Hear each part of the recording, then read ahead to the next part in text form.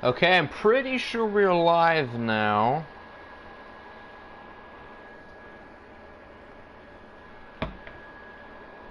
Gonna make sure this bad boy's set up, and then we can begin. We have a lot to go over today. It's obviously a big week.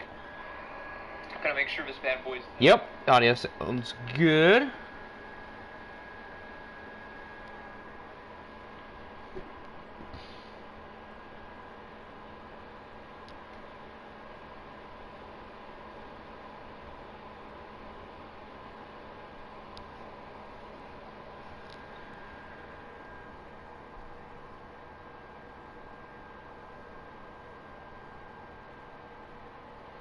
Alright, now we're good. So the plan for today's stream is obviously we're going to go over all of Week 17. We're going to watch two games, which I believe will be the Snowhawks and Cardinals, which the winner of that probably wins the NFC West, although San Francisco could as well. And then we're also watching the Colts and the Titans. The winner of that game officially clinches the AFC South. So I think these were probably the two right games to pick. I think they're probably the most important. What's good, Pokemon? What's good, RMP? Hello, boys. How we doing? So before we watch either game, let's just take a brief look at the standings, just so everyone can get reacclimated. Oh, I forgot. We clinched for 1 seed. That's right. Maybe we'll put on our backups. I don't know. I forgot. I knew we clinched the playoffs. I forgot we clinched the top seed. Anyway, going by division in the AFC North, three-way race. The Cougars and Ravens are both projected to make the playoffs right now. The Steelers could get in too. The AFC South, the Colts or Titans will win the division. Whoever wins this game. The Jags probably make the playoffs, but it's a lot easier if they beat San Francisco today. The Texans need a lot to happen, but I suppose they're not out. AFC East, the Jets clinched. No one else here is going to make a wild card. In the West, we clinch for 1 seed. The Raiders will probably get in as a wild card. If they win, they'll probably be the 5 seed. If they lose, maybe they'll be lower. NFC North, Packers and Steamers. One of these teams probably wins the division. Toronto could, but you never know. In the NFC South, Carolina's in with a win. The Bucks probably make it as a wild card. In the East, the Caps have already clinched for 1 seed. The Bulldogs probably clinch a playoff spot with a win.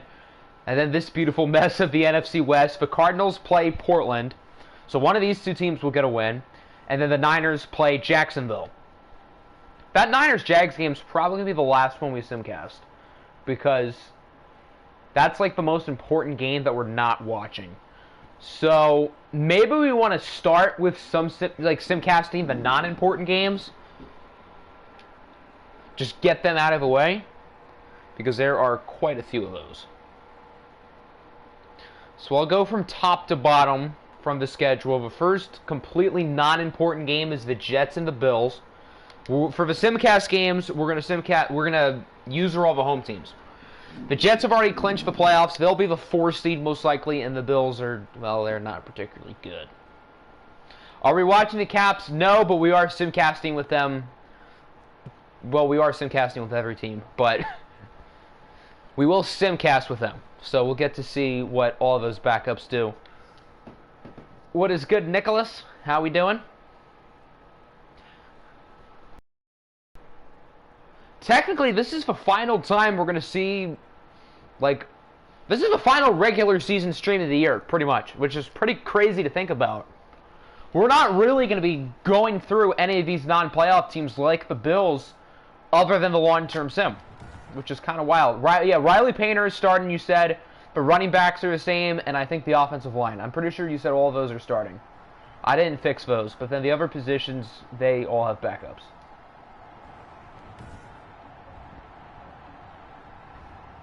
I wonder how Riley Painter is going to do with scrub receivers and a scrub defense.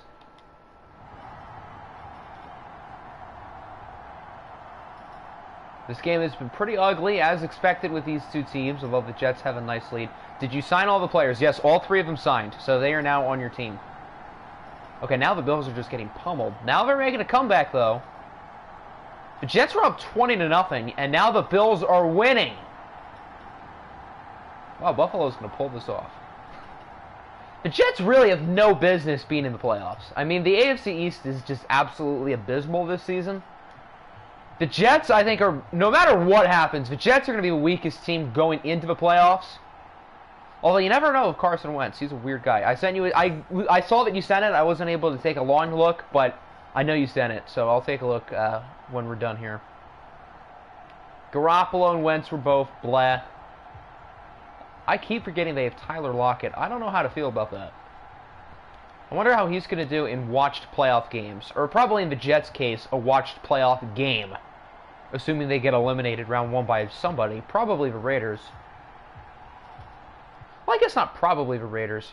I mean, it could be a number of teams. It could be the Raiders, but it could be the loser of the AFC South, I guess.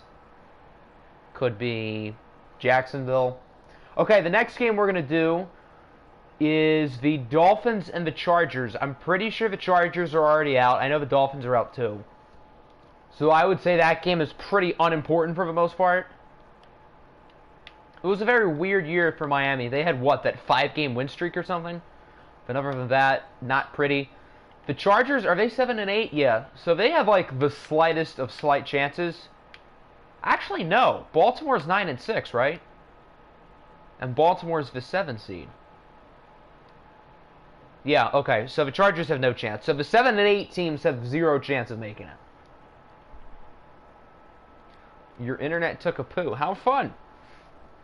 Since this is the last time we're going to get to use the Chargers, just for old time's sake, I feel like we got to pick one of the cool jersey combos. I know we probably won't hop into watch at any point, but we get ourselves something good to look at for the 5 seconds at the end of the game where the players are all at midfield and stuff.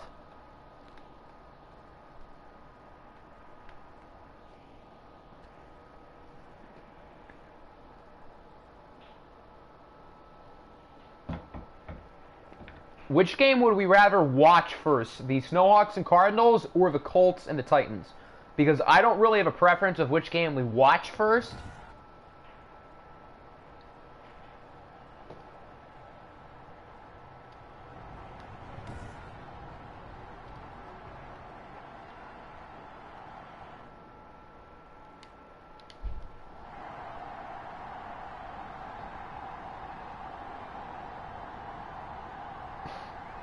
Muse cleared waivers, by the way. Well, I guess teams really aren't that high on him. I don't know why he was ever a third-round pick to begin with. It's kind of funny that the Raiders had 3 third-round picks that season, and 2 of them will never play down for them. Because Lynn Bowden was traded before the start of his rookie year. This is going to be the last stream where we go through Toronto. I mean, the Thunderbirds aren't eliminated. If Green Bay loses, if Memphis loses, and Toronto wins, then maybe things could get a little bit weird. But this is probably the last stream that will go through the Thunderbirds until the long-term sim, most likely, yeah. Vincenzo was not good at all. Lampman was fine. So both of these teams will finish 7-9. Well, a lot of sacks. Holy hell. Who had all the sacks? 3 for Frank Clark, 2 for Leland Riddick, 2 for Raekwon McMillan, 2 for Lorenzo Carter. So the Chargers as a team had 8. That's a lot. And they lost. Why did Muse get released? Well, I guess because he's just not that good. Toronto is not eliminated. I'm just saying. The Thunderbirds have found weird ways to sneak into the playoffs before. You never know with the Steamers and Packers. They seem to fall flat on their face towards the end of the year. So, although it's unlikely, you never know. Okay, what's the next completely unimportant game? Let's see here.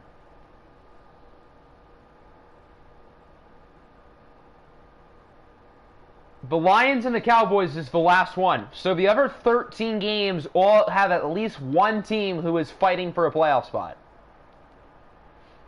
So we have 13 important games this week. Who did Memphis and the Packers play? Green Bay plays the Steelers. That's not an easy game. Both teams are 8-7. The Steamers play the Senators. That's also not an easy game. I think the Senators are 7-8. So neither of them are playing great teams. I don't believe the Senators or Steelers are both projected to make the playoffs at the moment, but they're not pushovers. Those teams are not much better than Green Bay and Memphis.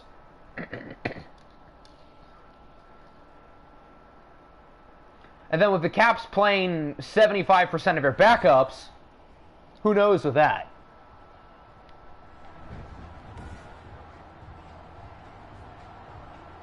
We've got a tank bull. But what the loser of this game might get the number 1 pick. I didn't even think of that. I mean, they're not going to pick a quarterback. Most likely. I wonder who's going to sign Matt Woodard in the offseason. Because Woodard is a free agent. I assume the Cowboys probably won't bring him back. I would clamor for the Dolphins to get him, but I don't know if they have the money. So it looks like the Lions are going to hold on and get the win, and IT's fine. Oh, wait, no, IT's hurt. I forgot. So Ben Roseman gets another win. So the team was what, like 2-1 with Ben Roseman as a starter, and like 3-11 or whatever with IT starting. Aaron Trout and Ben Roseman were both fine. Caps could play their D team and Toronto would still lose. I mean, the Caps have quite a bit of depth, which I learned by going through the depth chart. That team has a ton of depth. Except for at corner. Well, now they have depth at corner, but they didn't, like, an hour ago, before I made the moves. Okay, so now it's on to the slightly important games. So I think, how about we watch a game now? We'll do Arizona and Portland, and then we'll do some more simcast the medium importance games. Maybe we then watch the Colts and Titans, and then we simcast the other important games in some sort of order like that. Siri, give me a whole number between 1 and 2. Siri has selected 2, so we will use the Cardinals. If Noob does not show up within the next minute, Nick can pick the Cardinals jerseys as the team's, like, representative. I don't know. Play your D team, you're still going to clap us. Okay, Nick, we all know there's one choice you can make here. We're just going to put it right here. Staring you right in the face. I wonder how the Cardinals would do if they get in. And I think there is definitely a very solid shot of that. They have to win this game. If they win this game, they're probably in. If they lose this game, they're probably out. And the same can be said for Portland. All Blacks. Okay, you made the right choice. You passed the test.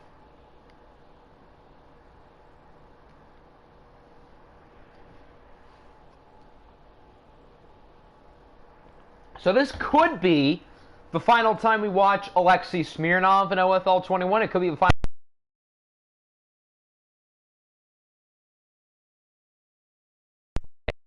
Controller unplugged. This could be the last time we watch Smirnov in OFL 21. It could be the last time we watch Mahomes. It could be the last time we watch a lot of these guys. Chances are the winner is in and chances are the loser is out.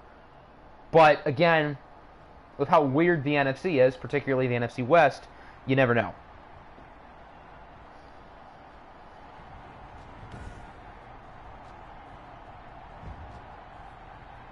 Just when I get to OFL 20, I think that's how a lot of people are going to start to think with the regular season coming to a close and a lot of people's teams eliminated. I did not mean to do change of possession, but whatever.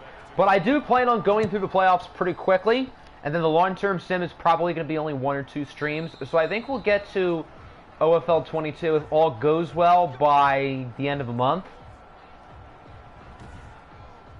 Because I'm going to want like probably a week or so in between the end of OFL 21 and the start of 22, just so we can all get like a breather. All Blacks were my baby in OFL 19 and OFL 20. Would you expect me to choose anything else? Well, I would hope not.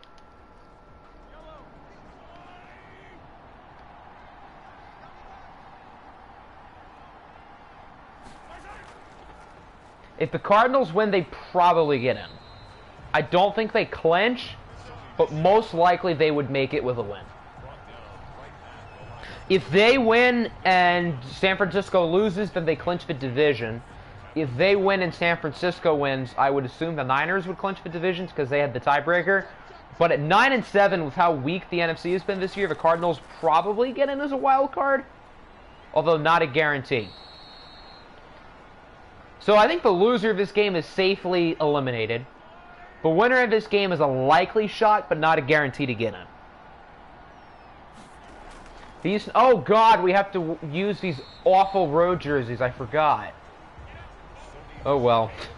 At least we get the beautiful Cardinals jerseys to look at. I mean, I will say in defense, the Snowhawks jerseys don't look as bad in-game as they do in the menu.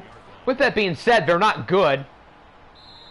And I might be a little bit more strict when we pick jerseys for OFL 22 for the relocation teams. I'm going to make sure we pick a jersey combo that is not absolutely hideous. Looking at you, Portland and Orlando. Cough, cough. Please tell your cornerback room to not cover Ayuk on Sunday. Well, Ayuk's going to torch us no matter what, so...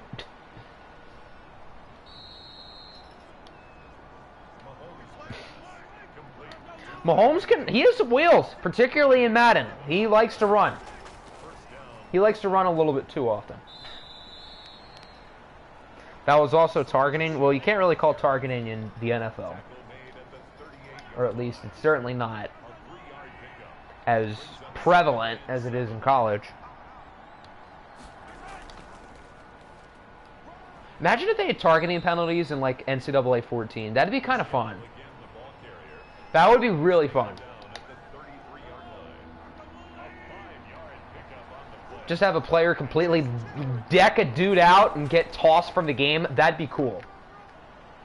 I know that would never be possible, and I don't think EA would condone that, but that would be cool.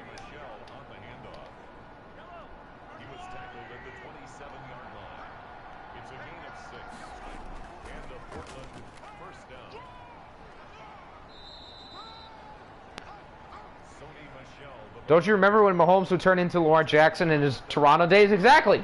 Whenever we watched the Thunderbirds when they had Mahomes, he literally looked like Lamar Jackson. For good reasons and bad. Although, normally when you get compared to Lamar Jackson, it's a compliment. But I guess it's probably not a compliment if your name is Patrick Mahomes.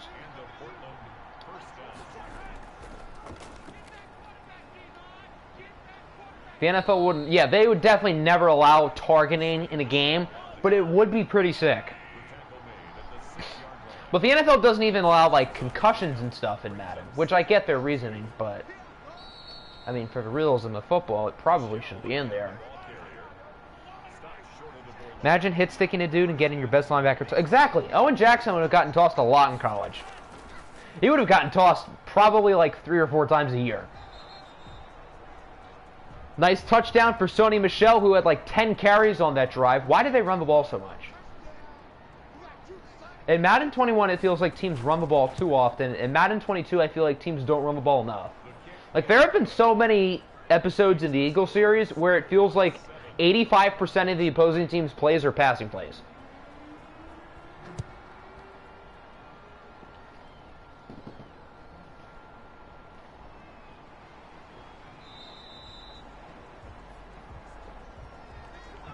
Now we get a look at Alexei Smirnov, who probably will not be on the MVP ballot, I think for the first time ever. Which, speaking of, the awards ballot will be up tonight. I don't know exactly when, but it'll be up tonight. So, you know, stay on the lookout for that. But Smirnov has not played to an MVP form. That's not to say he's been bad. Rip Madden 20 Bobby Wagner. Oh, he would have gotten tossed so many times last year. I mean, Nick knows from experience. He would have been tossed what feels like every watched Cardinals game last year. Owen Jackson will be Westlake's version of James Skolasky. That's facts. He did get tossed after hitting Justin Fields, right? I think so. Nice dot over to Cortland Sutton.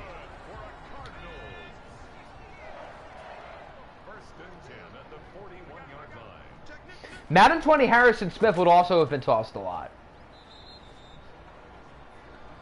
There's a part of me that low-key misses all of the fumbles from OFL 20. Although that was a little bit too cheesy, it was pretty fun. I'm not going to lie.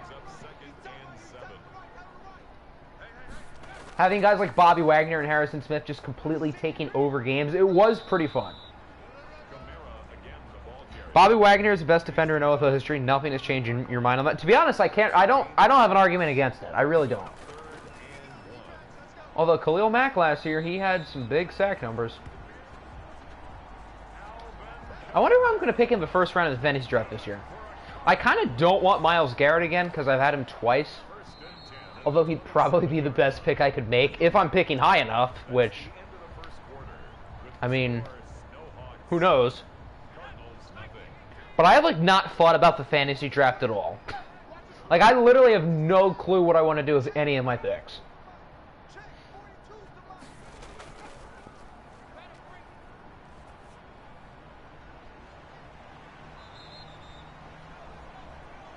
It's been a fairly slowish paced game so far, but both offenses are looking awfully good. Both offenses look like they're playing for a division title. I can't really say the same about these defenses, though, because they've looked like Swiss cheese. And right as I say that, Garrison Parks gets a sack, of course. Remember in a playoff game versus the Bears, he had like 3 or 4 fumbles? I vaguely remember that. And the Bears quarterback, Calvin Mentor, wasn't he like 5'8"? He was really good, but wasn't he like 5'8" or something absurd? I know he was like a created player. I think Colin probably made him. So how tall was Calvin Mentor? I need to see this. Because I know he was super short. He was 5'6" out of good old Friends University. And then didn't he have a brother who was like not as good?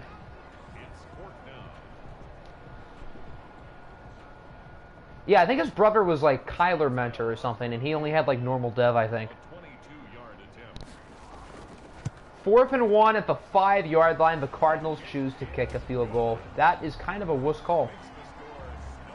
When you're playing for a division title, if you win the game, you're probably in the playoffs. If you lose the game, you're probably out. You need to be like extra aggressive because this is one of the most important regular season games you'll have.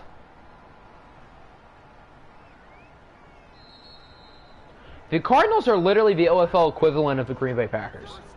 Elite quarterback, super good offense. The defense is inconsistent but good, and they always lose in the NFC Championship. So they're literally the Green Bay Packers, but in the OFL.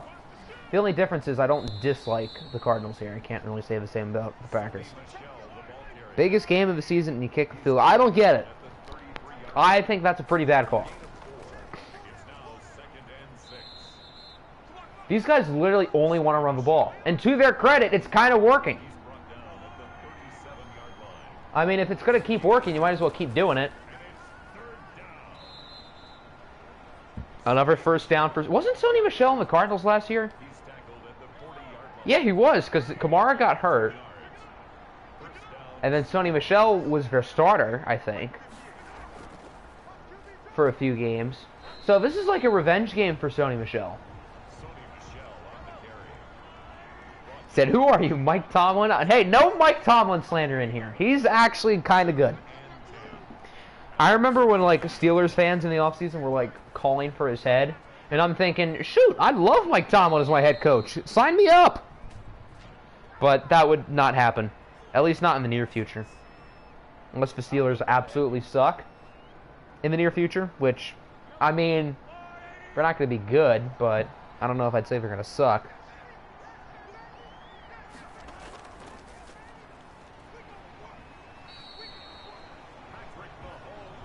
Chad Holiday and friends with a sack. It's now 3rd and 27. They're backed up at the 22.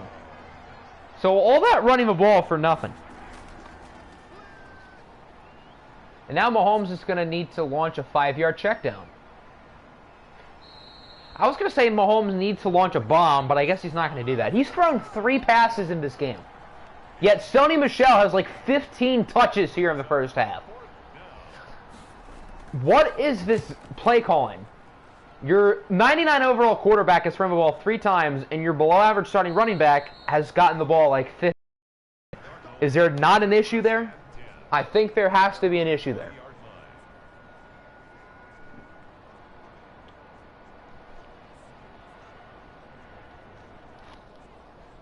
There's only 2.5 minutes left in this first half. This game's going quick. Can the Cardinals take the lead before halftime? Suppose that'll help. Nice gain of about 9 or 10 for... Is that Joe Smirnoff, probably? I forgot Joe Smirnoff was a person for a second. Love how Steelers fans think they can win the division with an old washed-up corpse as their quarterback. Do Steelers fans seriously think they can win that division? There's no way they seriously think that. I mean, that defense is top-notch, but that offense is not scaring anybody. I don't know how many Steelers fans can, like, legitimately, realistically dig deep into themselves and say, I think we're going to win the division this year. Hey, that was actually a smart check down. Throw the ball to me, you wuss. I don't even think we've seen Roman Higgins, like... I don't think we've mentioned his name. Smirnov with a deep ball. It's hauled in. Hey, there he is. Right as we mentioned him. Boom. Big grab for Roman Higgins. Who's going to be on the Rookie of the Year ballot? Probably not Higgins. I mean, Javi's definitely going to be there. Maybe Aaron Trout. Does he really deserve it? There aren't many clear Rookie of the Year candidates outside of Beretta. Like last year, there were, I feel like, too many to pick from. This year, I feel like there aren't a bunch of good choices, unlike last year. So it's going to be harder to dig up which rookies really should get it.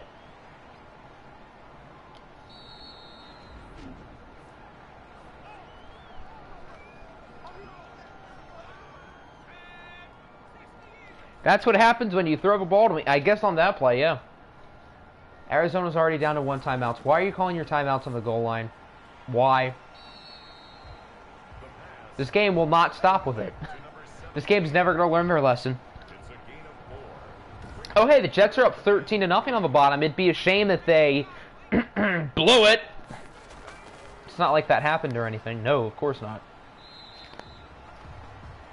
Smirnov's been kind of good. 10 for 11, 135 yards. He's been pretty good in this first half so far.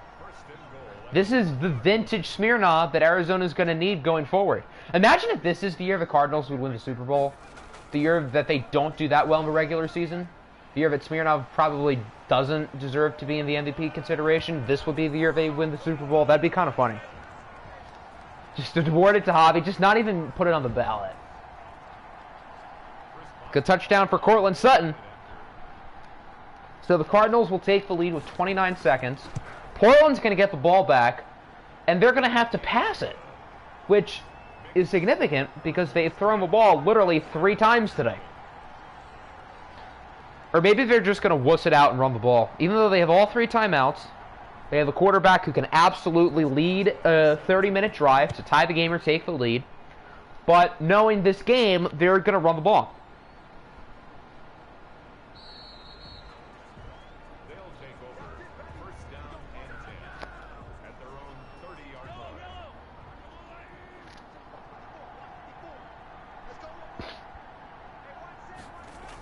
Oh, they're actually going to pass it to the running back. And it works! Look at Sony Michel pass the 50. I mean, you got your running back another touch, but you also threw the ball. So, technically, both things happened. Award MVP to Painter and call it a day.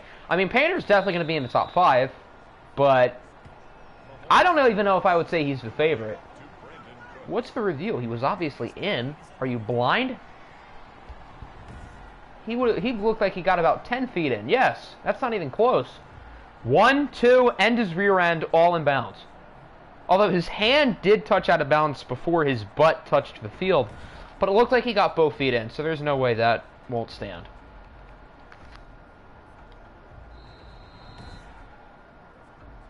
Yeah, that would be weird if that was reversed. That was kind of a silly review. Portland's pretty close to field goal range, so they probably will score. Oh yeah, now they're definitely in field goal range, and they still have another timeout, so they could still run another play. The Calvin Johnson rule. Oh, don't remind me. That's not a fun one.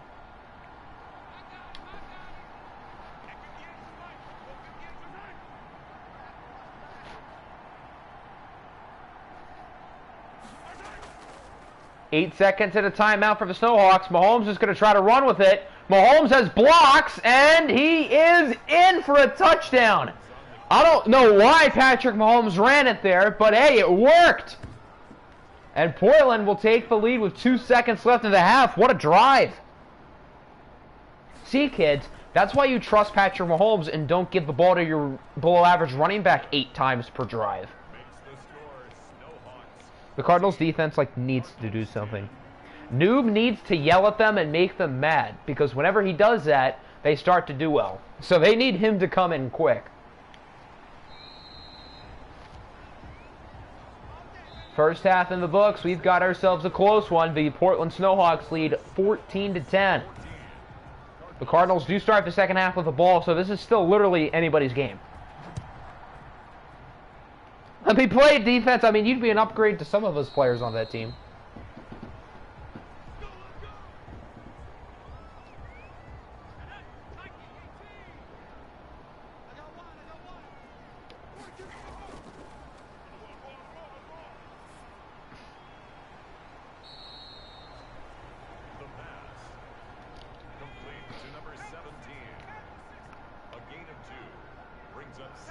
Sort of how, Portland has ran the ball too much. I feel like the Cardinals have thrown the ball a little bit too much. Obviously Smirnoff is doing well, but you still have to get Kamara involved because he's pretty good too. Muse is on the Seahawks practice squad. So instead of allowing 500 yards per game, they'll allow 499 yards per game because of Tanner Muse's presence. Gonna rebel against Blocker, take over the team, and tell them they're going on the block. I mean, technically, they can't really get traded at this point. Why are you running short curls? I mean, that's a good question, considering you are a deep threat.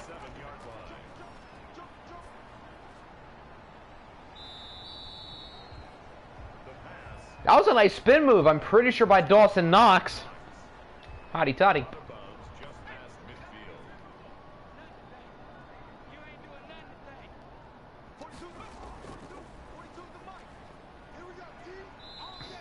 Kamara nearly gets the first down. I don't think he did, though. Nope, it's 3rd and inches. Just let the 6-foot, however tall Smirnoff is, try to punch it in himself. Or that works, too. Cardinals' offense appears to have not caught a break since the first half, and they are still looking good. The problem is I can't really say the same about that defense.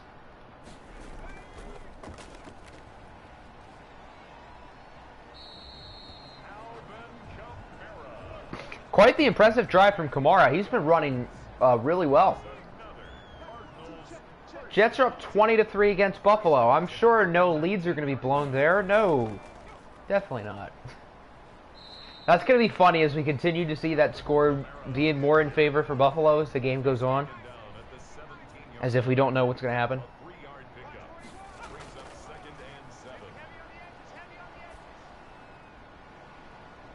That was a ballsy throw, but it worked. He's only thrown 1 incompletion still. Cardinals need the OFL 20. They need prime Bobby Wagner back in the flesh. We're not willing to donate Myles Garrett, though, so you can't have him.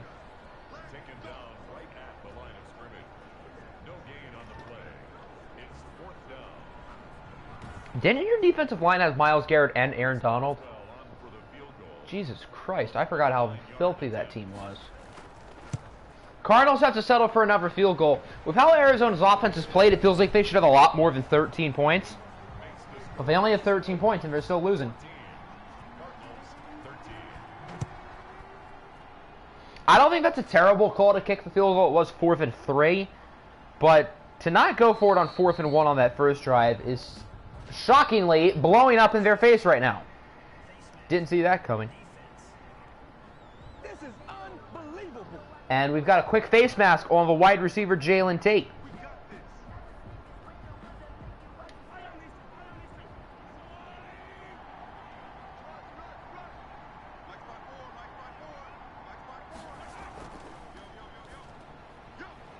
What a strike from Mahomes on the first play of the drive to 21. We've seen 1 incompletion in this game. I mean, both quarterbacks are 99 overalls, so, I mean, if anyone's going to do it, it's probably going to be them, but...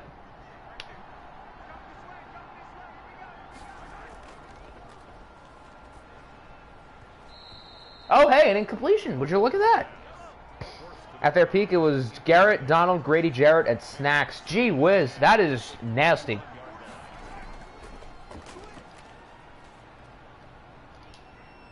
What's also nasty is how little defenders are towards the middle of the field and how much space Patrick Mahomes gets. If the Cardinals had done their scouting report, they know that Mahomes likes to run and watch games. So, I don't know, they'd have someone to try to contain him. It is weird having school, I can imagine. It feels having a, like, how do I explain? It feels weird having that routine again.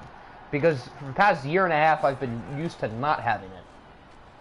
I've got to be honest, I miss the old routine of not having to worry about it.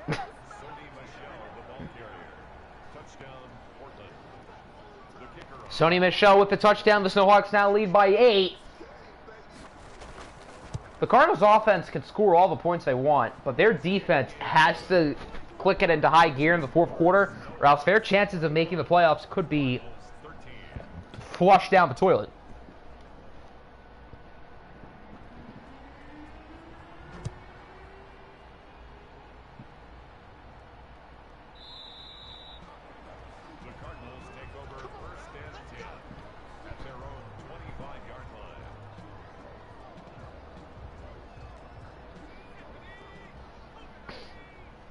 I think this will be a good time for a yeet. It's first down. You need to get some momentum.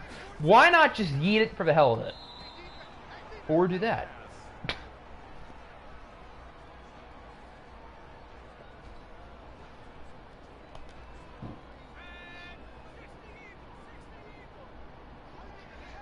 Garrett, Jarrett, Snacks, Donald, B-Wags, Van Der Esch, Mosley, Gilmore, and Trey White. Jeez.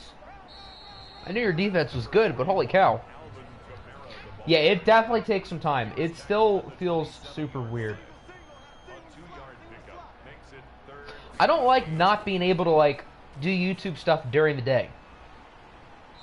Because now school is like a 7-hour period where I can't do any recording or thumbnail making or anything, whereas I could have last year.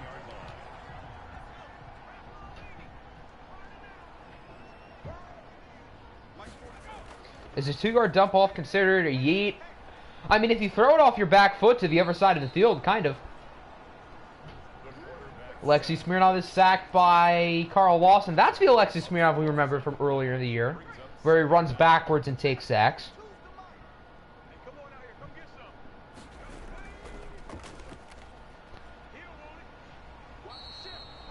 Might make a Legion of Book vibe thing. Well, I have no clue what you're talking about, but cool beans.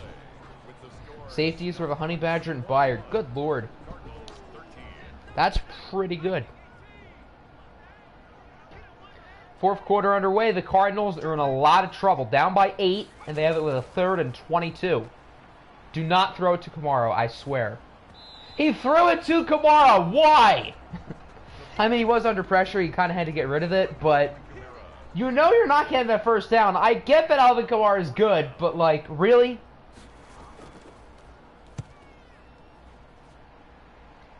You and your brother just finished a one-half game. The score is 37-36. A football? A football game was 37-36? That's an impressive amount of offense.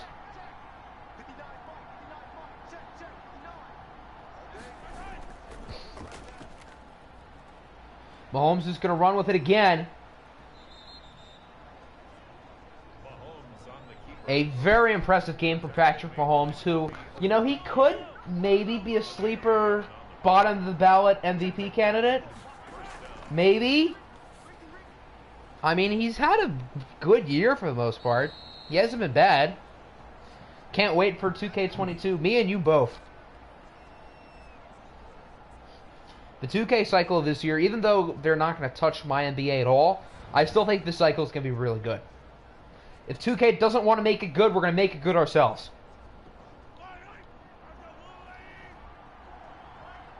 He used only one play with the Steelers downfield. You slowly went down the field with the Packers. So what, did he just lob it up and it worked every time?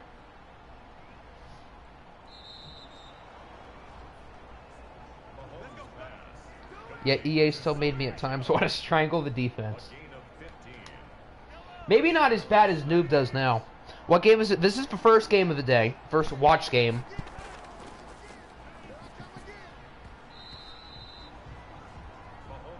The new... What new... Did they add a new stamina thing? Like, to get players tired easier? Or... How does that work? Because I've not read up on many of 2K's gameplay changes, because I've assumed that all of them are pretty much irrelevant. Gotta be brutally honest, that's the reason why I didn't. The only news I've really been, like, curious about is my NBA news, which there's been literally nothing.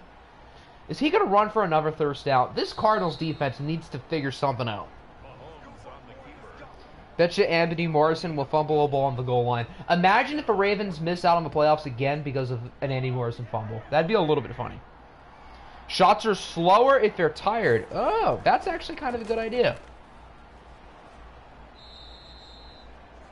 Yeah, I don't mind that.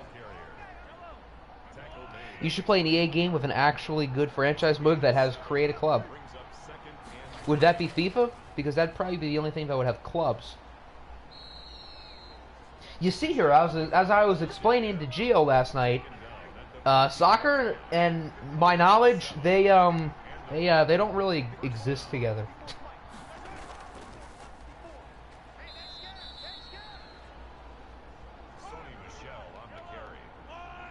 The Cardinals kind of need a turnover here, or else they're kind of like, you know, not looking too good. For a second, I thought that was intercepted. That corner could have made a play on that ball. But Portland is going to continue to chip away at this clock and likely chip away at Arizona's chances. Oh, hey, they stopped a Mahomes run. He has 69 rushing yards. Nice. Make a FIFA video. You guys do realize that that would be an $80 purchase for like a one-off video?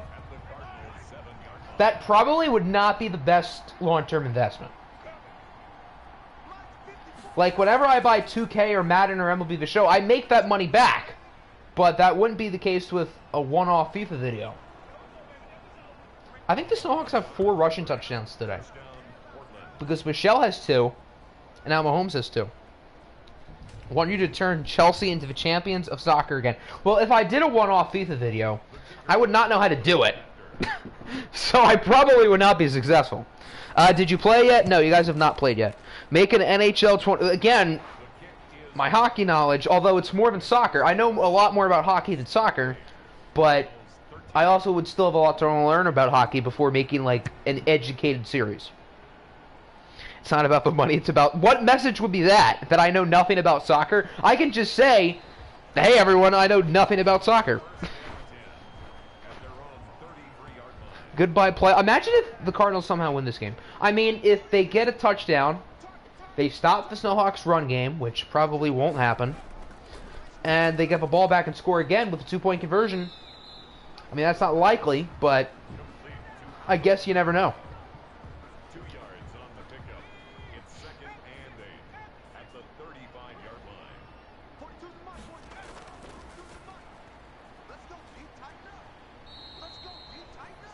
The pass complete to N'Keal Harry. That's a gain of... Clock is ticking. About 2 minutes left to go.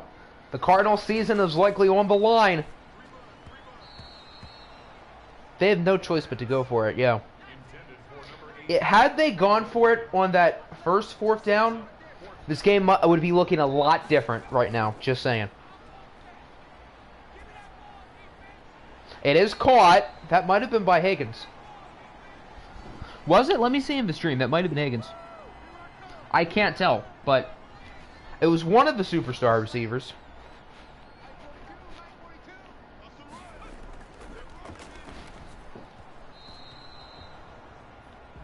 The pass intended for Cortland Sutton, incomplete. Brings up 2nd and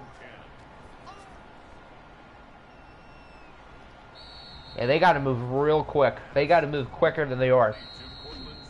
That was a bad decision. I would not have called that timeout. I feel like they got to hold on to them, because chances are you're not going to recover an onside kick. NHL franchise mode, they have a few things that need to be known. They have at least a 79 overall young player to be an NHL player or an old 78-plus player. So they have to be, like, at least a 78 overall to be on the actual, like, active roster. Is that what you're saying? Who will win the Titans-Colts? I don't know. That's a good question. Ooh! DeForest Buckner's hurt. That's a big deal, not only for possibly the playoffs, but it also stops the clock.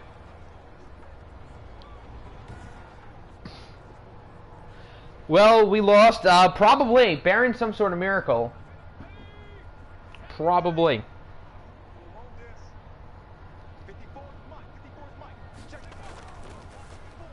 Why is he throwing 10-yard slants up the middle of the field when you need all the time you can get?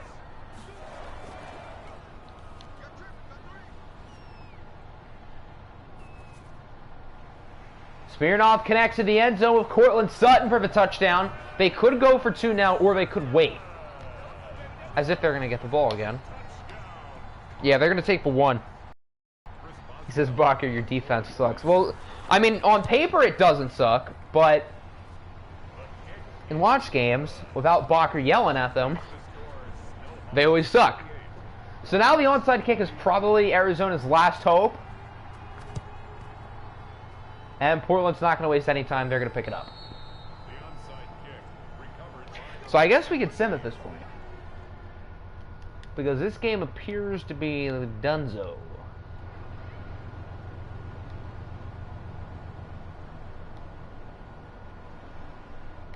And there is your ball game. The Portland Snowhawks will beat the Arizona Cardinals. The Cardinals can no longer win the division. And a wild card spot at 8-8 is not likely, although possible. The chances of them getting in are now very slim. For Portland, they're probably in the playoffs, although not a guarantee.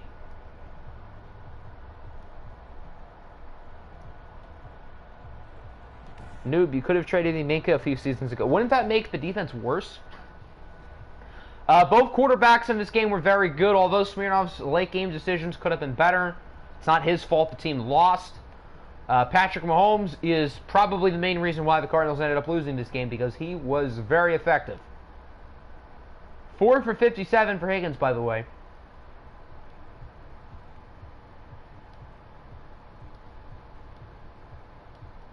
Alright, so we're going to simcast a few more games.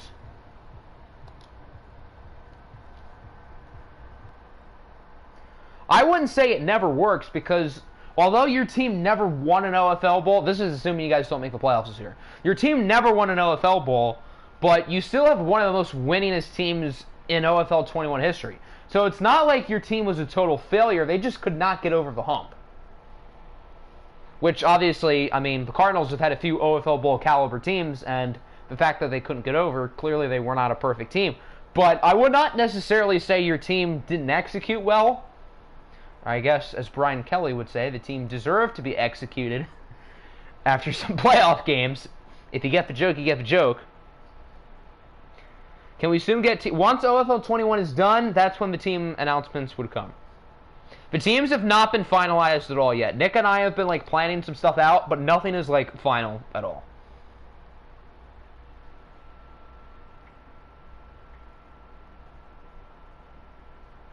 Okay, so we're going to do some more simcasting. Now we're going to go over the games that, like, kind of matter, but not totally. Like, the Panthers and Saints. Carolina's probably going to get in even if they lose. But how fast will we go through? We're going to go through the playoffs pretty quickly. We're going to go through the playoffs faster than normal. So just for reference, the Cardinals were projected to make the playoffs going into the week. Now, they still probably won't, but this does, I guess, mean they're ahead of some of those other 8-win teams. So Arizona isn't out of it, but I will not get my hopes up. I guess Portland probably clinches now, at least a playoff spot. Carolina's probably going to make the playoffs even if they lose, but if they win, I think they clinch the 2. This defense should be executed. Do you think if the Titans lose, they will still make it? Yes. I think if the Titans lose, they probably still get in, but it would definitely be far from a guarantee. I would say if Tennessee loses, there's probably, and same for Indy, I don't know, like a 70% chance they still get in the playoffs. You know my team, I haven't even fully decided my team yet. For the thing I showed you yesterday, that was just an idea. But that's not, like, final. That was just my idea as of yesterday. So, we've still got a lot to sort out. But there are a few teams and a few divisions that we do like a lot.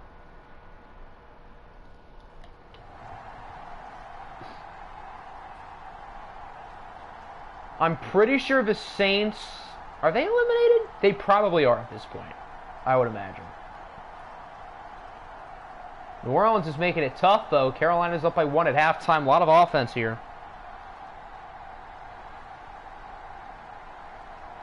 Yeah, it looks like the Panthers are going to hold on. Certainly a tough fight from the Saints, but Carolina will clinch the 2 seed in the NFC. So the Carolina Panthers are back in the playoffs, trying to make their 3rd OFL Bowl this year. Both Jameis Winston and Dak Prescott had 3 touchdowns. This is a very Jameis-type game, but without the interceptions. 12 for 190 for Mecole Hardman. Taylor Moton allowed 5 sacks. Jalen Smith had 4.5. Okay. 2 for Donald, 2 for Khaled Sullivan, 1 for Brendan Duvall, 1 for Eric Kendrick. So that is 1, 2.5, 4, 6.5, 11. 11 sacks for the Panthers. Jesus Christ. And Jameis still threw 400 yards and 3 touchdowns. Holy cow. Big NFL news. Is it like trolley news or is it like legit big?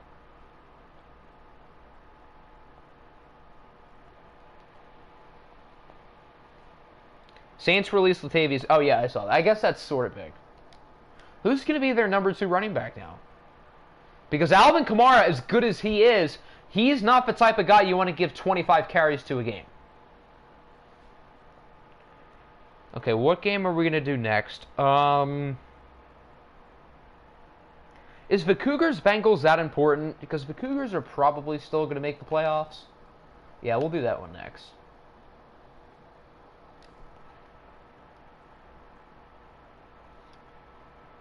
Is that a record? I'm pretty sure the record. I'm pretty sure it's close to 11. I'm pretty sure the record is 11. I know in a Jags episode last year we had like 15 in one game. And I'm pretty sure I Googled the record just to make sure that we broke it, and I think it was 11.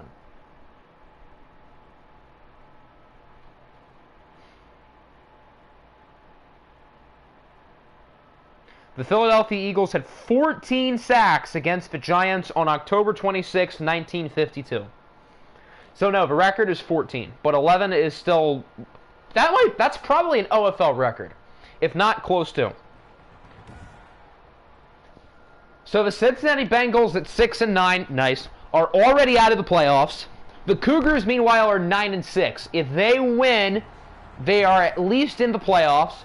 If they lose, they're probably still in, but things get a little bit weird. Baltimore definitely needs a Cougars loss here, yes. And so far, it looks like that might not happen. This is an AFC Championship rematch from last year, by the way.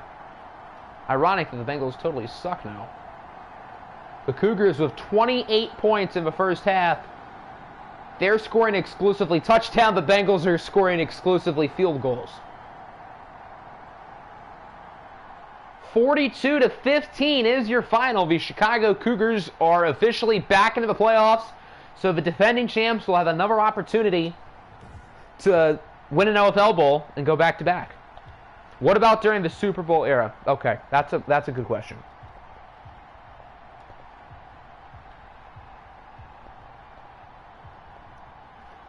It might be 11.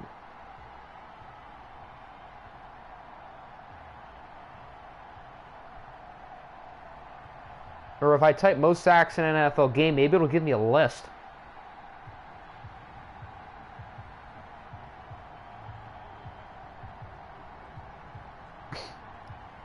The Giants had 12 sacks on September 30th, 2007, ironically against the Eagles. So the two games with the most sacks were both played between the Giants and the Eagles. I imagine Michael Strahan probably had a lot in that game. So DR3 was very good. Lamar was fine. Can we do your game next? It depends on who you play. If it's really good, then we might save it. But if it's like against some like bleh team, then I guess so. What might be 11? The most sacks in a game by one team in the Super Bowl era. When is T-Bird's Caps? Probably... I'm not sure. The Ravens play New England. Yeah, we can do that now. I mean, the T-Bird's Caps isn't, like, that good. So I guess that game will be sooner than later.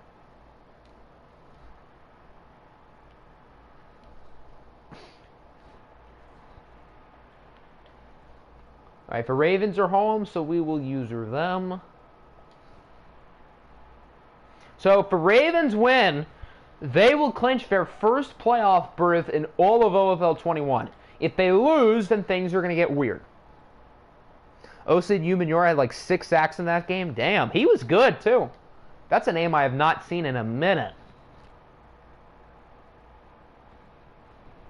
We'll do T-Bird's Caps after this game.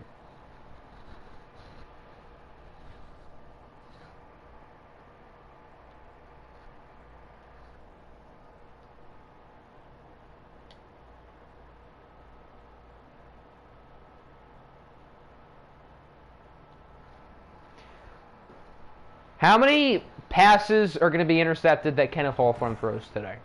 Probably a lot. Oh, hey, it's snowing! Is this our first snow game of Season 5? I think it is. You made the playoffs in the sim... Oh, I guess that... Well, that's technically true. I don't really count that, but, I mean, if you want to get technical, I guess you have. Not a lot of offense today, which I guess for the snow is kind of normal. 10-7. Can the Ravens take the lead before halftime? They don't, but they tie it. This would be the game where Andy Morrison fumbles in the snow. Both teams with late touchdowns. The Ravens got a field goal. And Baltimore is going to the playoffs. They will officially finish 10-6. So the Cougars and Ravens both winning is really bad for a lot of the AFC teams in the mix, like Indianapolis and Tennessee, and especially Jacksonville. Now I think Jacksonville has to win their game in order to make the playoffs. And now the loser of the Colts-Titans game has a lot less chance of making it. Did the Ravens sign Le'Veon Bell? What? Now, why would they do that? I get that they need a running back, but I would way rather Latavius Murray than Le'Veon Bell. Andy Morrison was pretty good. Kenneth Hawthorne, only 1 interception. That's low for him. Did you clinch? Whoa, DeAndre Scott, 9 for 183 and 2. Who needs Tyreek Hill and Terry McLaurin when you have DeAndre Scott? But yes, I'm pretty sure you guys have clinched. Because you guys are in the playoff picture now, so it wouldn't make sense for you guys to lose, and then... Or it wouldn't make sense for you guys to win and not get in. Pats... Oh, no, I feel like there's more chaos. Because now there are more teams who are in the mix in the AFC who have to win. The Jags have to win. The Raiders making it is a lot less likely. And the Titans and Colts game becomes that much more important. Oh, he's on their practice squad. Imagine saying 3 years ago, when Le'Veon Bell is on the Steelers taking the league by storm, imagine saying he'd be on Baltimore's practice squad.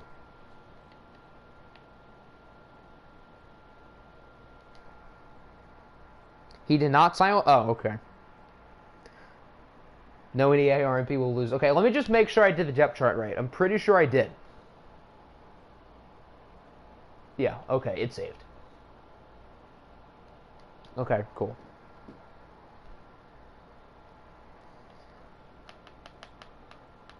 So the Caps have already clinched the 1 seed. If they win today, they will officially clinch the best record in the league. The Thunderbirds need to win in order to stay alive. If Toronto loses, their chances are done. Although their chances are already pretty low to begin with.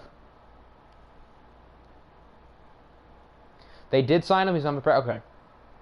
Le'Veon Bell on the practice squad. How weird. Ravens legend Le'Veon Bell. That has a ring to it.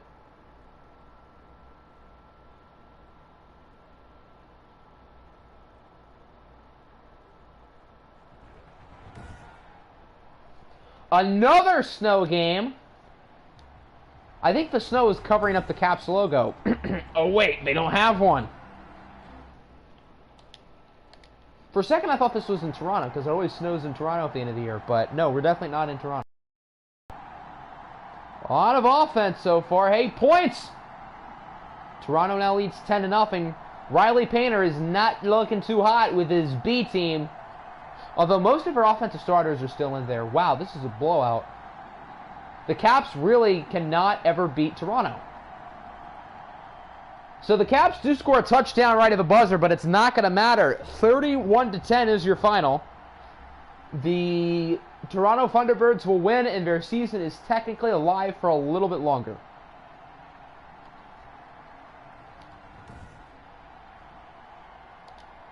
It appears Norris Doris did pretty well in the snow. Riley Painter, on the other hand, did not. I don't think this will hurt his MVP shot too much, but it definitely will a little bit. I forgot Aaron Jones was hurt. That's right. Only 1 sack allowed by Wally today. That's sort of low for his standards. Uthi Goober, 1.5 sacks. 2 interceptions for Igbo. Colts Titans next. Is there any game we want to simcast before that? If not, we will watch it now.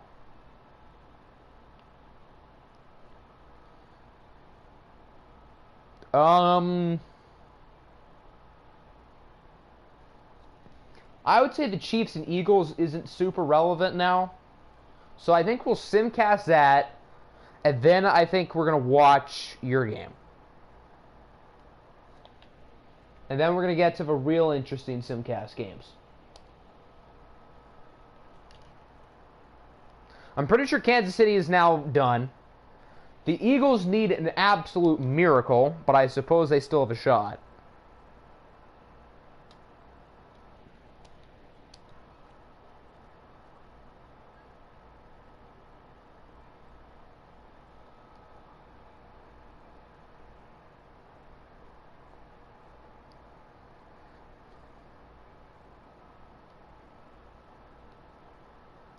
Igbo owns Painter.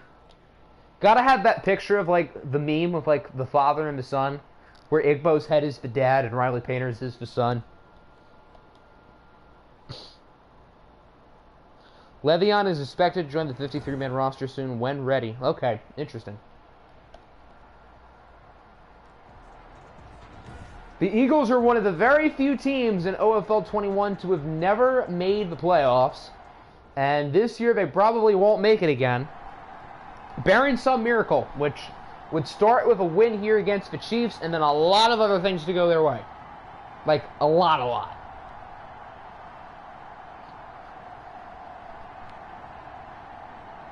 So far, so good for the Birds. Chiefs are scoring a lot of field goals. Yeah, it looks like the Eagles have this one in the bag. So Philadelphia is going to take it 31-12. They finish the year 8-8. Kansas City will finish 7-9 because Juju is miles better than Tak Shadi, and anyone else who thinks otherwise is very wrong.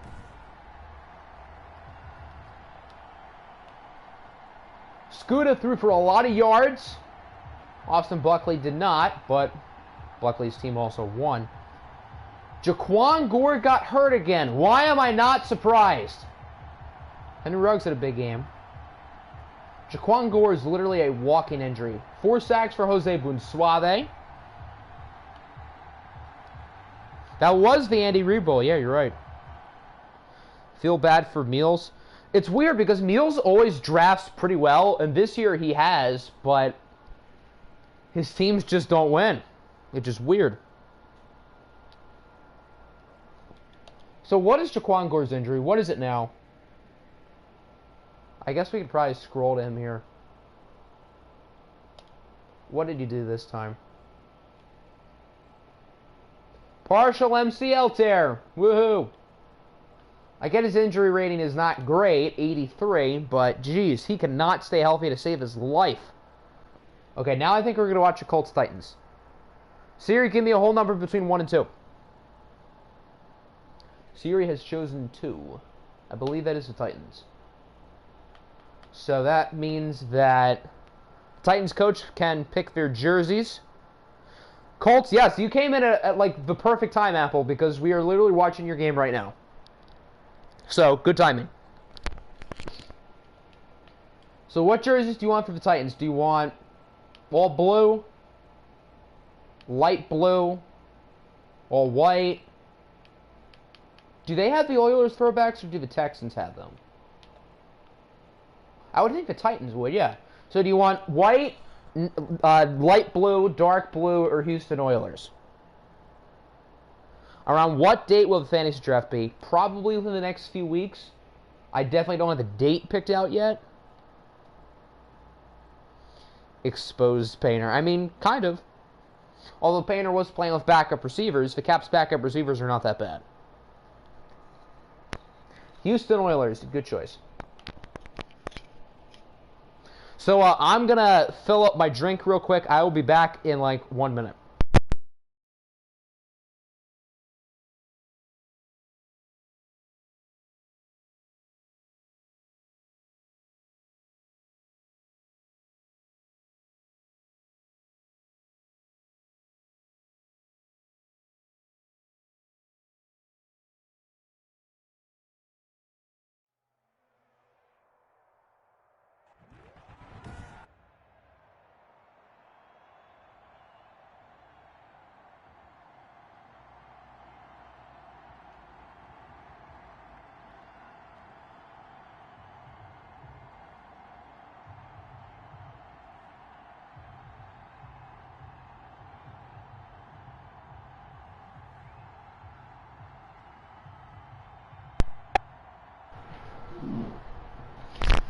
One of the biggest regular season games throughout all of OFL 21, in my opinion.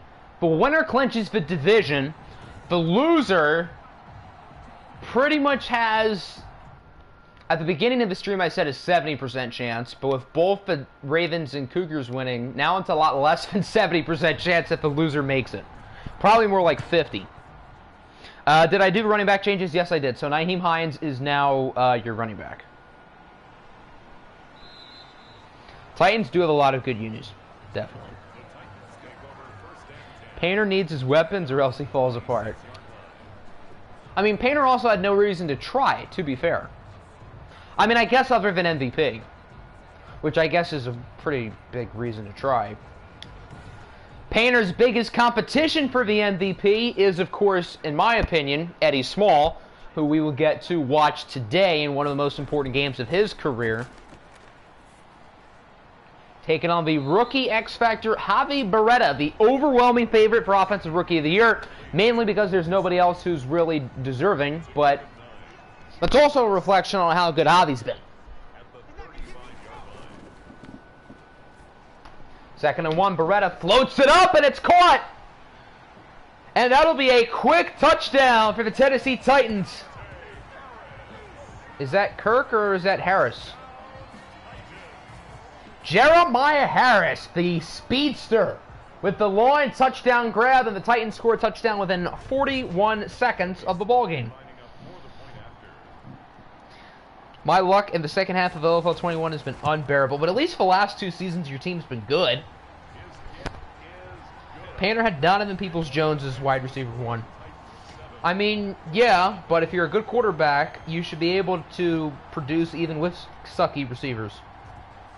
Peoples-Jones is a good wide receiver. I mean, he's a good receiver, but he's not a good wide receiver 1. You're in the hate cat. I don't know if I'd say you're in the same category as like Nick and RSV and probably Husker, but you're definitely not in the EA loves you tier like last year.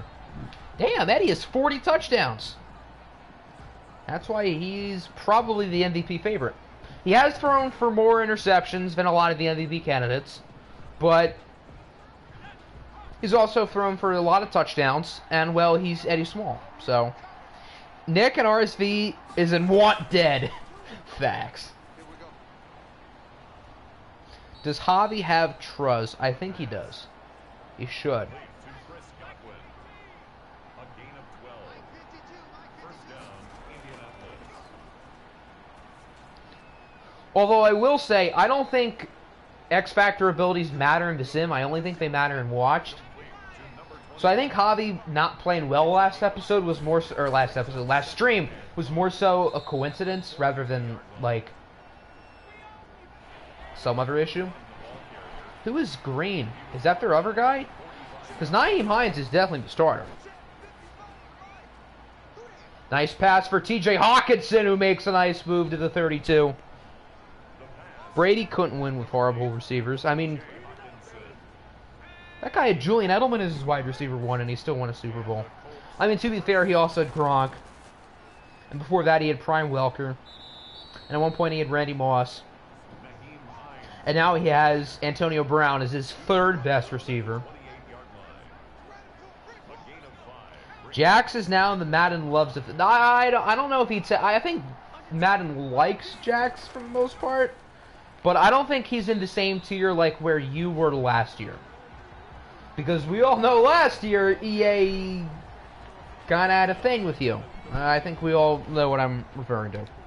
His last year in New England, that was pretty bad. Octi and Jax, I think I'm probably in that top tier. I think Jax would be close behind me, but I don't think... I think because, like, I've never lost an OFL ball, and Jax has, I think I would be ahead of Jax. Are you in the Madden like tier? I mean, you coach for a shorter time, so it's hard to tell. But I would say through, what, the 2 seasons you've been here, I would say Madden generally likes you, for the most part. Colts make the field goal. They make it 7-3. Who is their kicker? I have no idea.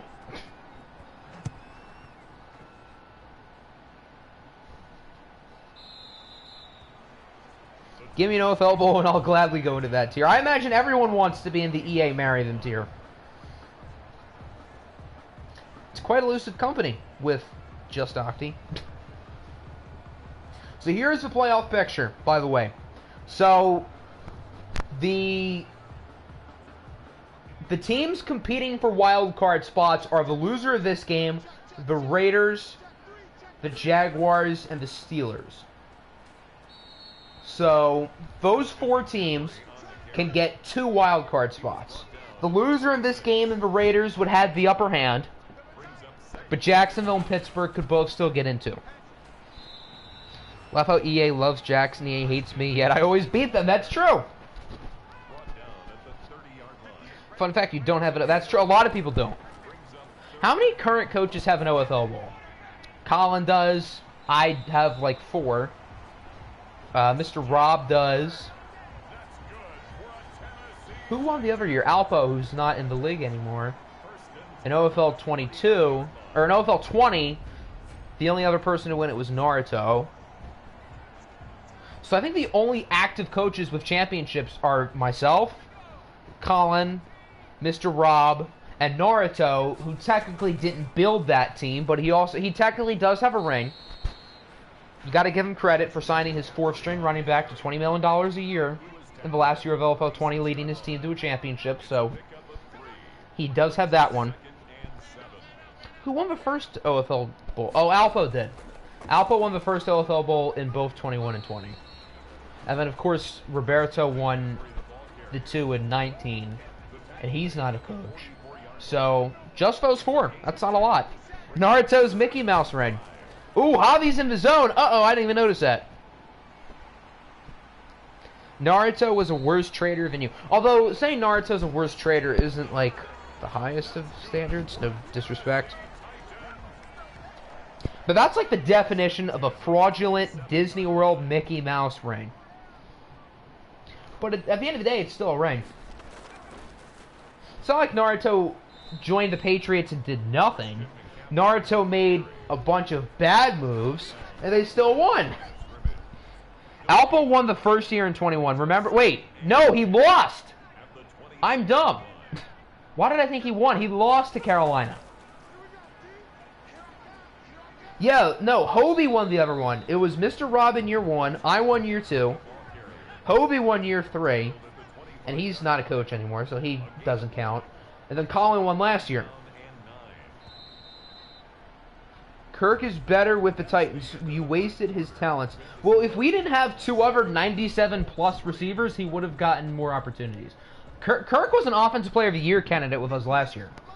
So, I'm not totally surprised that he's like all of a sudden really good again.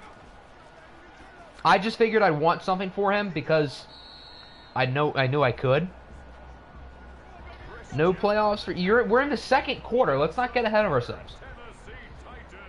Don't remind me of last year. Hey guys, you remember that time when the Caps lost the OFL Bowl? Good times. Do you guys remember when they got Cougar dominated in front of the whole world?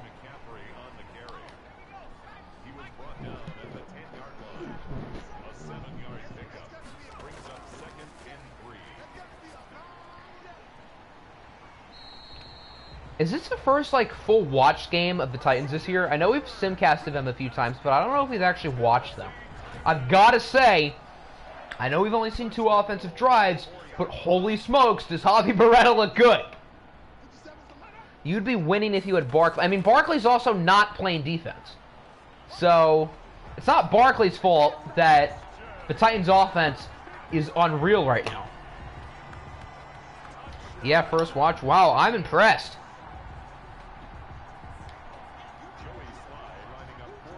Imagine if both of last year's #1 seeds missed the playoffs. Although, again, I still think the Colts would get in with a loss, and same goes for Tennessee. I think the loser of this game still has a pretty good chance to get in.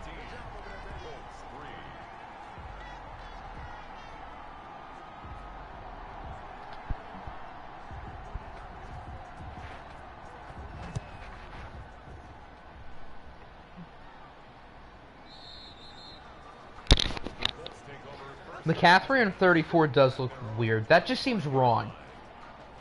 I know it's not far off from his real number, but that just looks wrong. One of these days they'll make it to the conference championship. Someday. Maybe in imagination land.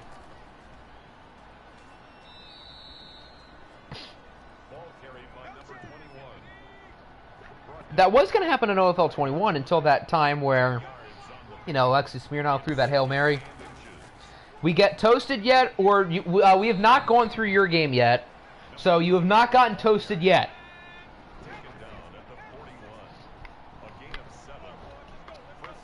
But now the Jags need to win even more, who, of course, is playing San Francisco today. So, I guess if the Jags are smart and realize their situation, which I guess EA probably is not smart enough to recognize, maybe that'll light a fire under them. But if the Niners win, they probably get in. Barring something weird, I think San Francisco is in with a win. They should. And they probably, I'm pretty sure they clinch the division with a win. Worried about your team and watch because we haven't seen them a ton. That's true, but that also applies to, I guess, everyone's team, which I think is going to make the playoffs interesting since we watched less games this year, since we went quicker. Be right back and eat dinner. Will you enjoy your dinner, Chief?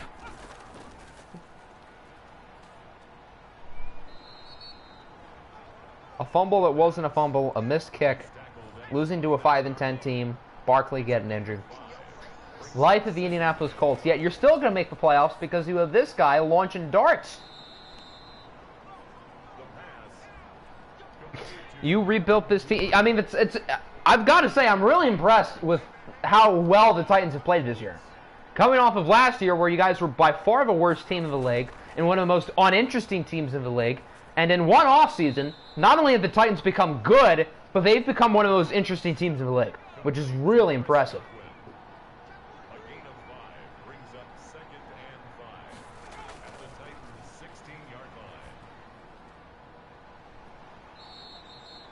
Eddie Small's not taking a ton of deep shots, but he's also been efficient.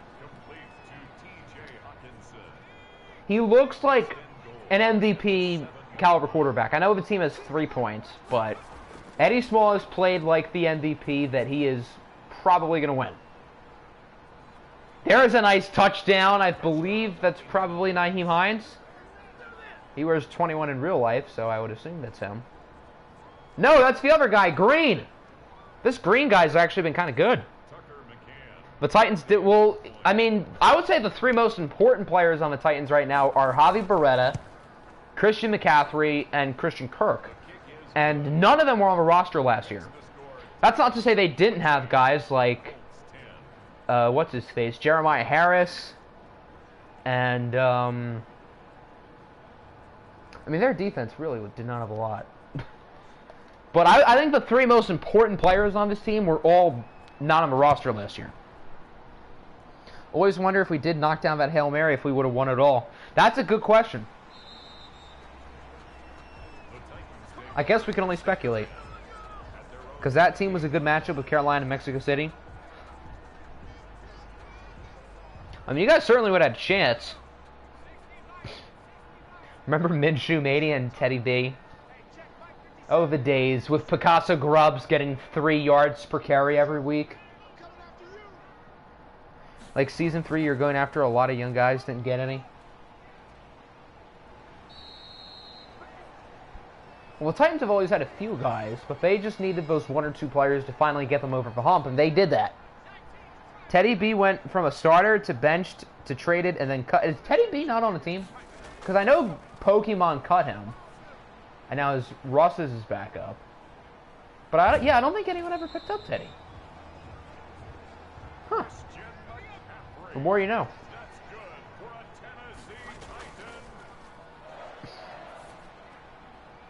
Short pass to, I imagine, Jeremiah Harris, because that guy was moving awfully fast. We've not seen a ton of Christian Kirk today. Just sort of a surprise. That's Jeremiah Harris's first catch? I thought he was the one who hit the touchdown. Oh, that was probably Deontay Harris. I forgot they had him. So Deontay Harris had that really long touchdown. I forgot Deontay Harris was on this team. The former Diablo. Sadly, tackling does not exist. You would have cut Grubbs if it wasn't for a cap hit. I mean, Grubbs is at least like a mid-70s overall player. I mean, he's rosterable. Okay, holy smokes. What a throw. Javi was under so much pressure there that had no business working. And then one of the two Harrises caught that. I don't know which one. Okay, that time it was Jeremiah Harris with a touchdown. Okay. So the first touchdown was by Deontay Harris, and that was Jeremiah Harris. Okay. This is going to be really confusing in the playoffs, assuming the Titans hold on and win. What's our guy's tackle rating? 40. I mean, some of them look like 40s. I'm not going to lie. But Javi Beretta has looked unreal today. Thunderbird legend Deontay Harris. Deontay Harris will totally be most remembered for his Thunderbird days. It's not like he caught a game-winning pass in the OFL Bowl for the Diablos or anything, but he's a Thunderbird at heart. To be honest, I forgot he was on Toronto until you just said that. But yeah, I traded him to you. And then you traded him back. And one of those trades was why I had Discord light mode for a week. I prefer not to remember that. Getting Jags Colts flashbacks. Oh yeah, I remember that game. That game was intense. Why do I feel like the Titans will win the OFL? If the Titans win the OFL Bowl, that would be an all-time great story. Be having the worst record in the league to the best. So I mean, obviously I want us to win it, but if not us, I would not mind seeing the Titans win it at all. I would not mind seeing either of these teams win it, because I mean the Titans will be a cool story, and the Colts, Apple finally gets a ring, Eddie Small gets a ring, which, with my love for Eddie Small, I would very much like. Down to 10 seconds, he's just going to throw a check down because it's EA Sports. But the Colts still have a timeout, so they're going to use it and probably kick the field goal here, unless they're not smart. Okay, good. They're going to be smart and take the points. So Indy's going to bring you with an 8 before halftime, and I believe the Colts start the second half on offense. So Indy's definitely not out of this game, but their defense also needs to figure it out, because Javi Beretta has looked ridiculous today.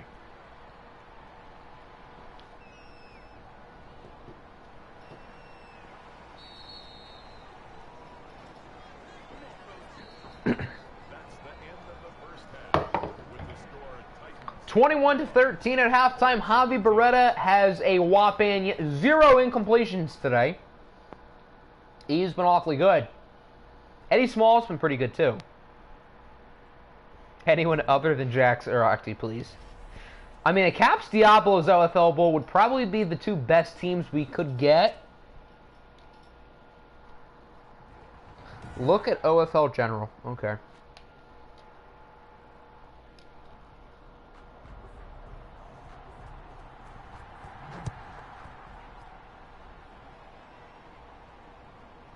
Oh, there you go. Yeah. From Toilet Bowl champs to OFL Bowl champs. At their own 25-yard line.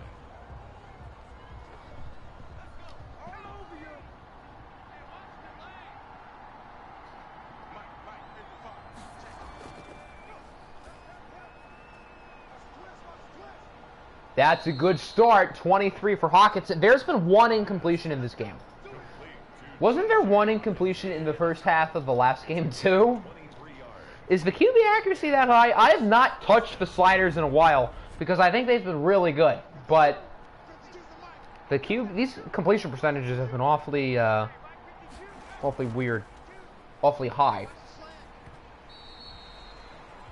The pass intended for T.J. Hawkinson.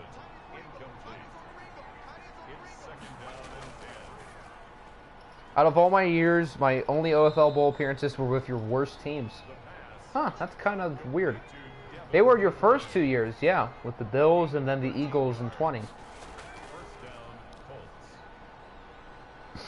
Diablos Caps OFL Bowl, that would be a fun game, come on. I wonder who Nick would root to win. The 33-yard line. It's a gain of 7. Both incompletions have been from Indy. Yeah, Javi Beretta is a perfect, like, 9 for 9 or something. So if there was any doubt, which there should not have been, Javi Beretta is the Offensive Rookie of the Year. I'm probably still going to have a vote for it, but I think the only people who won't vote Javi Beretta first are people who want to vote for their own players, which is allowed. Imagine if Javi Beretta gets a perfect pass rating with no incompletions. So that'd be pretty impressive. And the Titans have a weird name. So if the Titans win today, Apple's comeback can be that they have a weird name, and then they'll feel bad of themselves, and they'll give the Colts the division title because they feel the Colts are superior. What a big-brained strategy. He's like 12 for 12. That's even more impressive.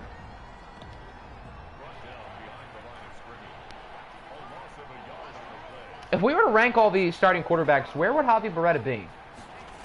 I would say probably at this point in like the 10 to 15 range.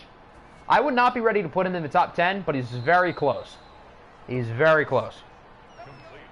He gets it. I would root for a nuke from Kim. Kim is going to launch a nuke on the stadium, and we're not going to have an OFL Bowl. Imagine if someone programmed Madden to just not have a championship game and instead just have a nuke from our buddy Kim. That'd be funny. Nice touchdown from Malachi Arnold, and a 2-point conversion here from the Colts would tie it. With how good Tennessee's offense has played, it's kind of weird that this game might be tied up right now.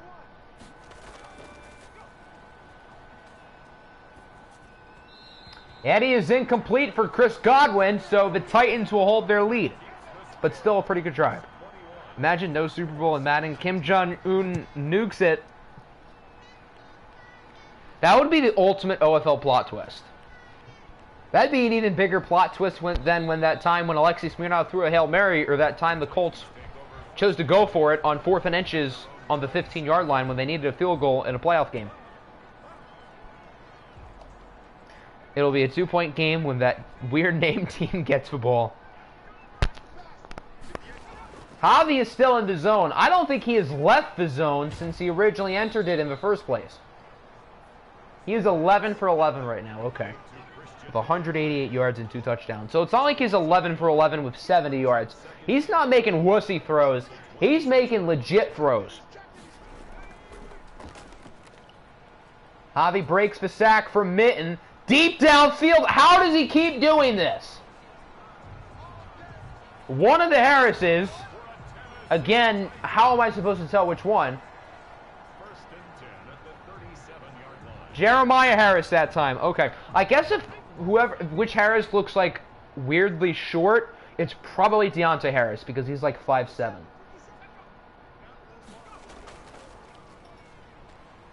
Christian Kirk with a little spin move. He gets about 1. Receiver, the ball carrier. The tackle made at the 36-yard line. 1 yard gain. Brings up second and 9. Toss for McCaffrey. Gets about 1. Madden officially hate. You're still not in the Nick RSV tier, but Madden can still hate you, but you might not be in those guys' tier because they're on another level. But Madden can still hate you, which appears to be true. But it looks like the Colts finally forced to stop. The Titans are in prime field goal range. A 52-yard kick is no gimme. Javi is really unfair. He is unfair today. Even if the Titans make it, it's still a one-score game. That kick looks good. Yeah, he got it. 24-19. Why would they go for it? It's 4th and 8. That would have been a really dumb decision. They have Joey Sly. I forgot about that. Huh. Joey Sly, the former Cap.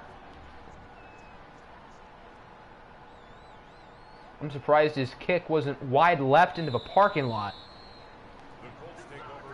Sly miss range is like the 40. Not the 40-yard line, a 40-yard field goal. I should have made that more clear. Was Joey Sly ever on the Colts too? Huh. I knew he was on the Caps. Play action fake from Eddie. He's going to keep it himself. Look at Eddie go! That should have been a sack, but instead he is trucking defenders out of bounds for a gain of 22. That's my MVP, in my opinion. He's probably getting my first place vote. Although I would have to see the stats. But if I were to guess, he's probably getting my first place vote as of now. Your 1 painful playoff loss does not add up to like my 5. That's true. That's true. He says, Eddie, I love you. And gives him a smooch. Javi, the Vanilla Vic. Well, Javi's not white.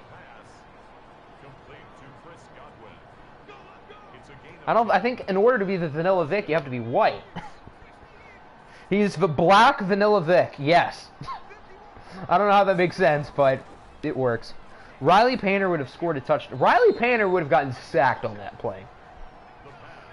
What is Riley Painter's speed? I actually have no idea. I also never knew Eddie Small could run like that. But, I mean, that just proves that he's even more goated than I thought he was.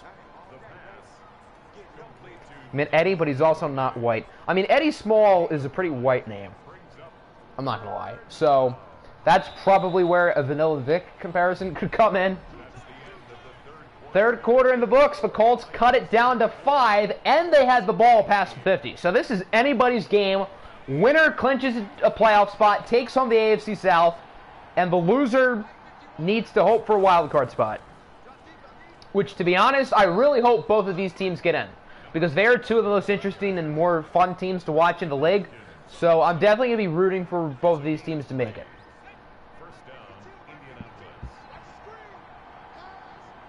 This was the first time I had heard being Skittles is a term for I never knew that was a thing either. But I guess that makes sense because Skittles are rainbow colored. That would make sense. Eddie Small again trucking defenders like he's Derrick Henry to the 6. Not the 6, the 8. I apparently can't read. You'd think 20/20 vision would come in handy, but nope. Short throw for Hawk. He's awfully close. If the Colts get a touchdown, they're going to go for 2, right? So they could be up by a field goal? I would imagine.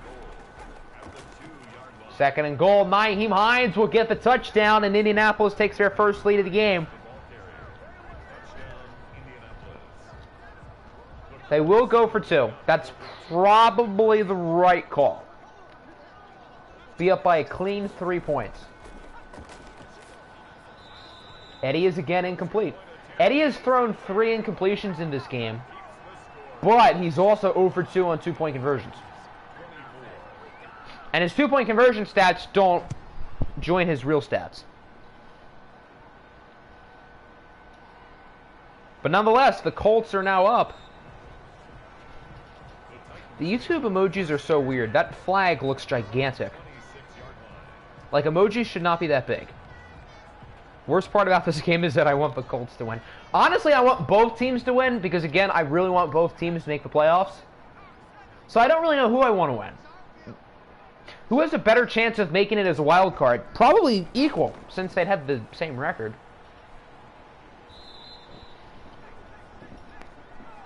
Eddie is horrible on two-pointers. I guess he is. Javi is 14 for 14. This is ridiculous. Make it 15 for 15. And it's not even the Colts' coverage has been bad, which it kind of is, but Javi has been launching darts all day. I mean, some of his throws are just wow. That was not a wow throw. It was a completion. 2 times in a row, Eddie did not pass the talk. Well, in Eddie's defense, both of his 2-point passes were to the open man, but the problem is he missed the throw. So it wasn't a bad read, it was a bad throw. McCaffrey gets about nothing. The Colts are 31st in takeaways. Huh. My reason for wanting the Colts to win is who is an easier team to beat. I mean, I think I would say the Titans are the easier team to beat because we've seen the Colts more. We know what they are, and in watch games, they're really good. The Titans, this could be a one-time thing. Javi's first incompletion in the game. And it wasn't a bad pass. It was because he was under pressure. Although Javi should probably not have ran 20 yards back to do that, but at least he got rid of it. So the Colts have the lead and the ball.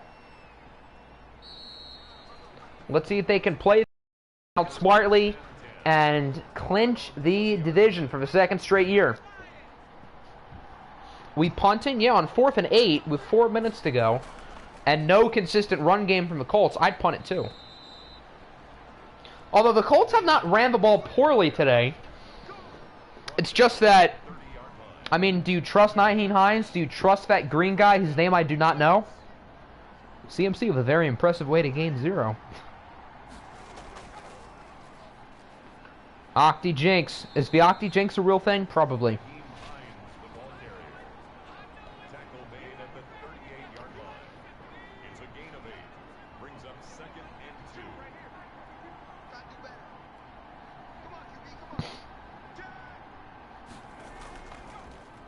Colts are chewing this clock, which is definitely wise.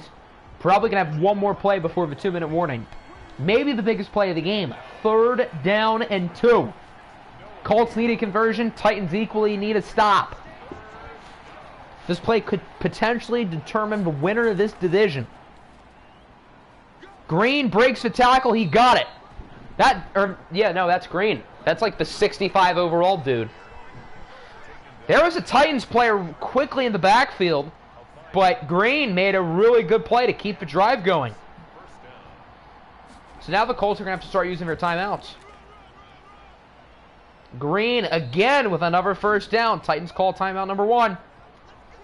Tennessee's chances are not looking particularly good at the moment. Although, again, keep in mind the loser of this game probably still gets in. It's not a guarantee.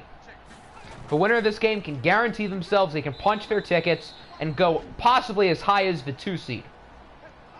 Yeah, the winner of this game will be the 2 seed or the 3 seed because they're not going to finish worse than the Jets. So, the Ravens and Cougars are tied at 10 and 6. The winner of this game will be 10 and 6. So, yeah, the winner of this game will be the 2 or the 3. There's Nyheim Hines breaking off a big run inside the 5, and this game looks like it's over. However, Colts going to blow this if they don't kneel the ball here, which it looks like they will. So the Colts might not actually blow it. And unless Indy runs another play on the goal line, which will be awfully dumb, it appears the Colts will win this game by 1.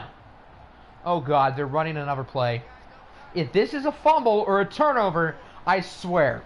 If this play is a turnover, Apple is in the Nick and RSV tier of hated coaches. I'm just going to say it. No fumble. They're probably going to kneel the ball here, right? Now they're going to kneel it again. Okay, so this game is now officially over. The Indianapolis Colts have won the AFC South. They're back in the playoffs. The Tennessee Titans are going to need a little luck to go their way. Do not kick the field goal. No, 28-24 is too predictable of a score. Thank you, Colts. 25-24 is a cooler score because nobody scores 25 points in a game. What did you miss? We've gone through about half of the games. We've not gone through your game yet, so if you have not missed yours yet. But we can take a quick rundown of all the scores we've seen. And then we'll get back to simcasting. So, the rookie, Javi Beretta, was unreal. Eddie Small played like an MVP candidate, too. He's probably the favorite to win the award. The Colts ran the ball really well in their first game without Saquon Barkley. Nyheim Hines and Nate Green both played pretty well. Godwin had 7 for 75. I feel like he did nothing in this game. I guess not. Jeremiah Harris had a nice game. Deontay Harris had a long touchdown. Both offensive lines were really good. Yeah, no sacks, no turnovers. This is just an offensive game through and through. What did you miss? The Colts beat the Titans by 1, so they clinched the division. And we're going to go through all the scores through all the games we've seen so far. When is the Madden update? It's September. I'm pretty sure they said around the middle of the month. I don't know. I don't get, like, inside access to EA, so I don't know when they're going to release it. But they said sometime in September. So, hopefully within the next couple weeks. But, we'll see. I'm literally doing your prayers right now. I mean, yeah, I would say you guys probably have like a 50-50 shot. Maybe a little bit more. So, of the notable games, Toronto beat the Caps, so Toronto still has a shot to make the playoffs. Colts clinch the division. Ravens clinch a playoff spot. Cougars clinch a playoff spot. The Cardinals lose to Portland. And the Panthers clinch the 2 seed. So, what game do we want to do now? Rams-Bucks is probably... this game isn't that interesting either because we've already clinched the 1 seed. So we'll do Texans-Diablos and then Rams-Bucks as the next 2 games, and then we get to the really interesting ones. I think I'm going to start all my starters, and I'm probably going to regret that because we were literally the 1 seed. But actually, do I want to start that young quarterback? I will kind of want to start Phil so I can help his numbers for his MVP chances. Yeah, we're going to start Phil. I'm probably going to agree with this, aren't I? What is your record? The Ravens are officially 10-6.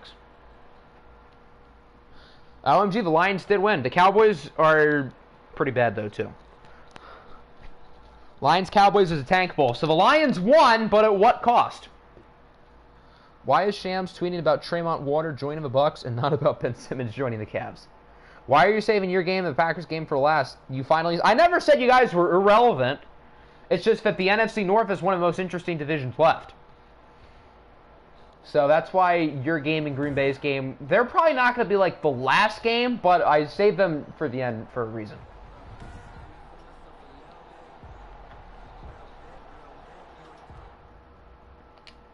Okay, please no one get hurt. Everyone just have a fun time. And that's all. I want everyone to have fun, everyone to stay healthy, and that's it. I do not care if we win. Although I would like Phil's numbers to be inflated because I want him in the MVP ballot. I need an excuse to put him in. And so far, I don't think I'm getting an excuse to do that. Diablos tie it late. We're going into overtime. And Mexico City's going to pull it off. The Diablos win it and finish with a record of 12-4. As long as nobody got hurt, we're all good. If you win and the Packers lose, you're definitely in. If you win, even whatever else happens with the Packers, you're still probably in. You know, I know Phil's not going to win it. Nice passer rating, by the way. I know Phil is not going to win it, but I want an excuse to put him on the ballot. Because, I mean, I think Phil's been pretty deserving of at least being a top 5 finisher, but his numbers are not like, wow, holy hell, Dalvin Cook, what a game. But Phil's numbers I don't think are top 5 worthy. And I'm not going to be biased when I do the polls. If Phil does not deserve to be in the top 5, I'm not going to do it. Myles Garrett, 3 sacks and a pick. If Myles Garrett got hurt, I'd be pretty sad. Texans pulled a 49ers Super Bowl 54. Kind of. Duval needs to... I think Duval is probably going to be on the top 5. I think. Because he's been, like, quietly a machine. I don't know if he's going to win the MVP, but I think he's definitely going to probably be in the running. Oh, wait. I was going to ask Siri to give me a whole number, but I realized I forgot I'm only doing the home teams. Did anyone get hurt? No one got hurt, and we had fun. Okay. Successful week in the office for the Diablos. Good stuff. I want the Bucks, I think. So if Tampa Bay wins, they probably make it in as a wild card. If you're a team fighting for a wild card spot like Portland or San Francisco or Memphis or Green Bay or maybe Toronto or maybe Arizona, you are rooting for the Los Angeles Rams. If the Bucks win, they'll finish 9-7 and probably get in. If they lose, they finish 8-8 and it's a lot less likely. I hurt his MVP chances, in fact. I guess I kind of did. Yeah, you're right. I mean, he's probably not going to be on the ballot over Painter, Small, Duval, Katz, Morrison, Mahomes. Maybe another guy or two I'm missing. Maybe Jordan Love. So I think the Phil MVP ship has probably already sailed. Yeah, this game does not matter for the Titans. This game matters for all the NFC teams fighting for wild card spots, but it does not matter for the Titans. You think you hurt Painter's chances? Yes. I don't blame you for playing him to help his MVP chances. I would have done the same thing if I was you, but hindsight is 20/20. Please say I am at least 8-8. No, you're 7-9. Yeah, the Chiefs are definitely out. Ooh, wow, this game's pretty good. Bucks take the lead. Bucks extend the lead. It looks like Tampa Bay is going to hold on, and they do, despite a valiant push at the end from the Rams. Can both teams lose? I mean, the Rams don't really affect Toronto. The Rams are already out. It's 2021, Octi. I'm confused. What did I say? Keith Priolio and Jordan Love were both fine. The Bucks ran for 3 touchdowns. So the Bucks at 9-7 probably get in, and this means those teams fighting for playoff spots in the NFC need to win even more. So the Memphises of the world, Green Bay, San Francisco, London, and now the Cardinals' chances are even slimmer. So now the Cardinals need like all of those 8-win teams to lose, which is not likely. Rams should be deleted. They should be yeeted and deleted. Okay, so I think we have 4 games left, all of which are very important. Packers, Steelers, Raiders, Bulldogs. I think we're going to start with Raiders, Bulldogs. Steamers, Sentinels, Jags, Niners. I think the order is going to be Steamers, Sentinel. No, wait, no. It's going to be Raiders, Bulldogs, Steamers, Sentinels, Packers, Steelers, and then Jags, Niners. I want to save this game for last because it impacts both conferences. Although this one does too. But the Raiders and Bulldogs are not as interesting as the Jags and the Niners. So the winner of the Raiders and Bulldogs is unofficially likely as the 5 seed in their respective conferences. These two teams are like in identical situations. They have a really good team in their division. They can't jump. But they're both 9-6. And they're both probably going to clinch the 5 seed with a win. Yeah, these two teams are literally in the exact same spot. That's kind of funny.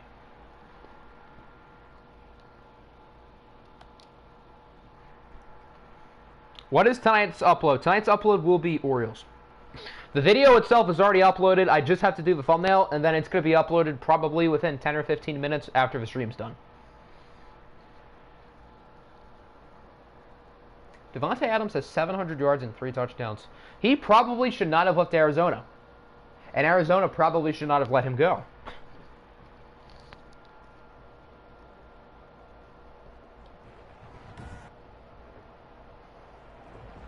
London is a really nice stadium. I know we've only seen a few home games that were watched for the Bulldogs, but they have a nice stadium.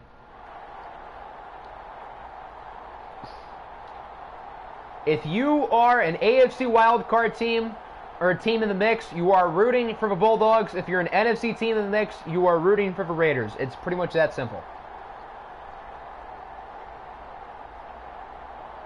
London has the lead. Raiders tie it. Okay, we're going to go slower. This is, like, intense. So the Bulldogs have it on the opposing 28.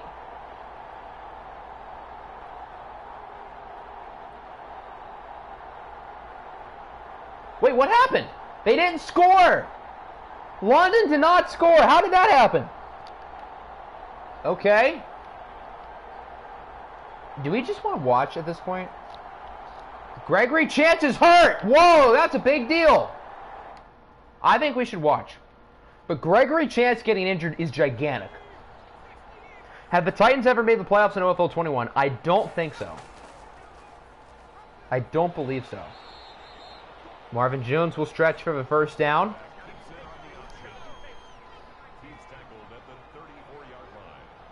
The Bulldogs, of course, made the NFC Championship last year. They've made a couple conference championships. And then in the sim year, back when they were the Giants, they, of course, made the OFL Bowl and lost to the Jets. A gain of 19 yards. And the Las Vegas first down.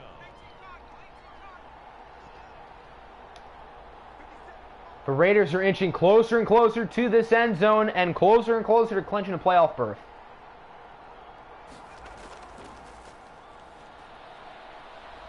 Marvin Jones is going to scramble with it. Is he in? He is. The Raiders are going to walk it off.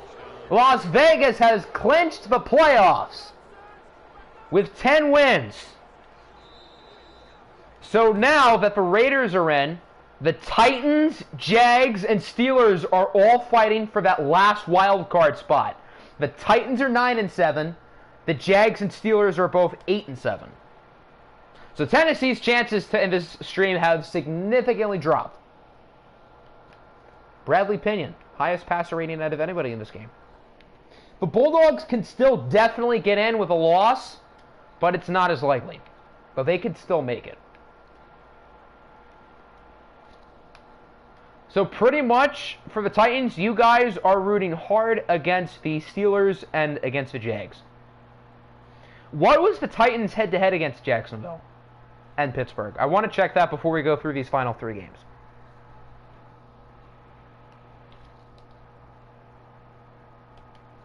Chauncey the Pokemon is an 80. Huh.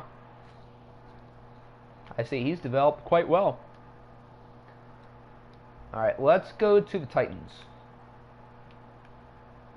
So, loss. Ooh, the Jags beat Tennessee twice, and they lost to the Steelers.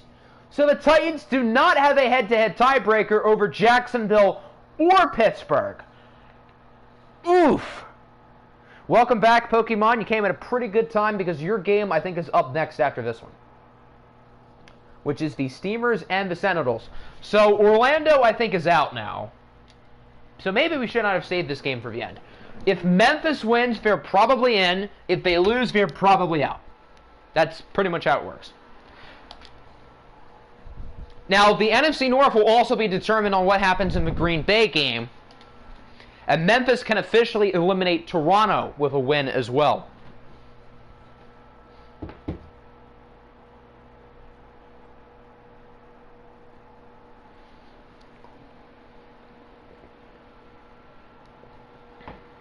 This is the type of game that the Steamers lose every year.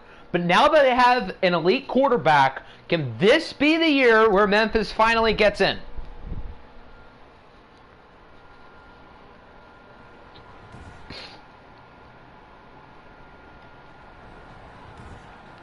The Sentinels also have a 6 stadium, and again, since we haven't watched a lot of Orlando home games in OFL 21, we don't get to see it very often, but it is a 6 stadium. So far, so good for the Sentinels. This is an early bloodbath. Memphis is not looking good at all. Their offense has been blanked. 17-0, the Orlando Sentinels will upset the Memphis Steamers, and now the Steamers are in trouble. So now the Packers put fate into their own hands. If Green Bay beats Pittsburgh, the Packers officially clinch the NFC North. If the Packers lose, then things are about to get really goddamn weird. Will Duvall did not play like an MVP today. Tua was fine. DeAndre Swift had a pretty good game. Michael Thomas played well. If Green Bay loses, then they will be 8-8. The Steamers will be 8-8, and the Thunderbirds will be 8-8. Going into today, this was Toronto's only scenario of getting in, and now there is a realistic possibility that it happens. We got to get a miracle. Well, pretty much for you guys to make it, you need the Packers to win, and you need the Niners to win. And then if both of those things happen, you're definitely in. If both of those things do not happen, then you're maybe in, if Madden avoids tiebreakers, which has happened in the past.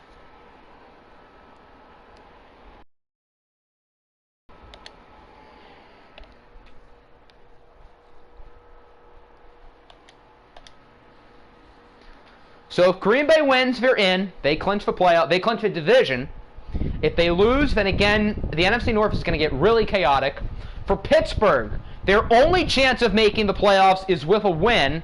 And even if they do win, it's not a guarantee. If they win this game, it's probably pretty much a 50-50 shot that they get in. Maybe less if Jacksonville wins. Maybe more if Jacksonville does not win. Hawk literally was handed off the ball and spinned in a circle. What a guy. It is snowing in Pittsburgh. I guess that's not bad news for Green Bay because they're used to the cold too.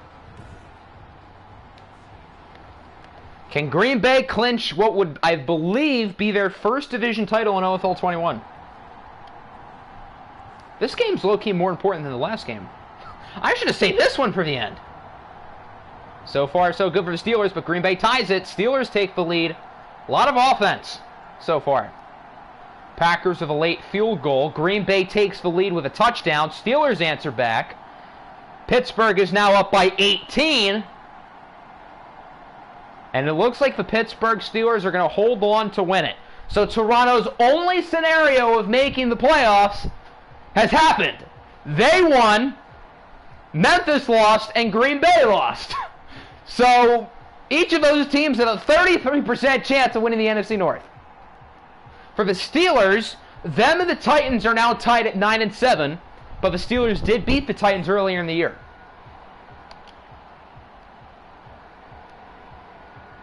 Did Katie Katz get hurt? And then Russ came in, and it looks like Russ played a lot better than Katie Katz. Kyler Murray was decent. Nick Chubb, 20 for 116 and 4 touchdowns. Hello! Chad had 7 for 70. So if Toronto gets into the playoffs, I swear, this would be the most Toronto-like thing ever, to limp their way into the playoffs and then find the most heartbreaking way to lose in the divisional round. That's exactly what's going to happen, isn't it? That's literally exactly what's going to happen. I can smell it. So now I kind of need to see the head-to-head tiebreakers for the NFC North, because now I'm awfully curious.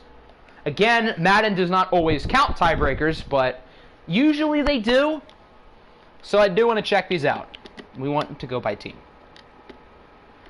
So Toronto's the closest, so we'll do them. Loss, win. So they split with the Steamers, and they lost both to Green Bay.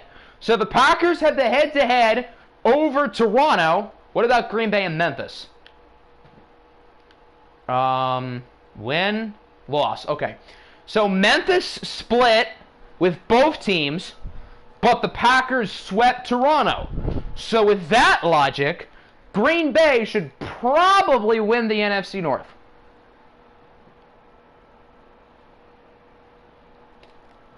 Now into the last game of the day, the Jags and the Niners. The Jags have to win to get in. And even if they do win, there's still a 1-3 shot. Did Jacksonville play the Steelers by chance? That's the other head-to-head tiebreaker we need to know. The Titans are on the bottom of all the tiebreakers in the AFC. But is there one with Jacksonville and Pittsburgh? That's the new question.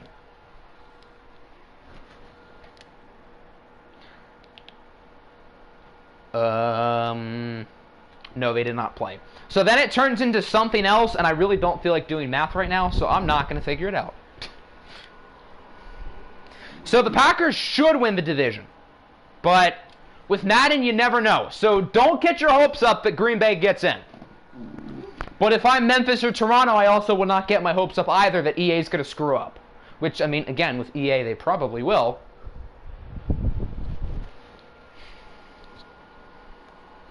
Man, if we had just beaten the Lions. The Lions are really throwing monkey wrenches into everyone's plans. So for San Francisco, if they win, they should clinch the division.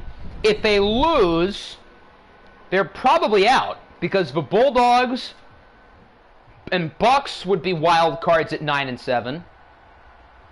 Is there any other 9 and 7 team? I don't think so. Okay, so then if San Francisco loses, they will join the long list of 8 and 8 teams in the NFC, like Orlando and Arizona and the Eagles and Memphis and Green Bay and Toronto. That's 6 teams in the NFC who are 8 and 8. And all of their wild card hopes are down to San Francisco losing this game. How many games are left? This is the last one. This is the final regular season game in OFL 21, guys, so enjoy it. Jags with the lead.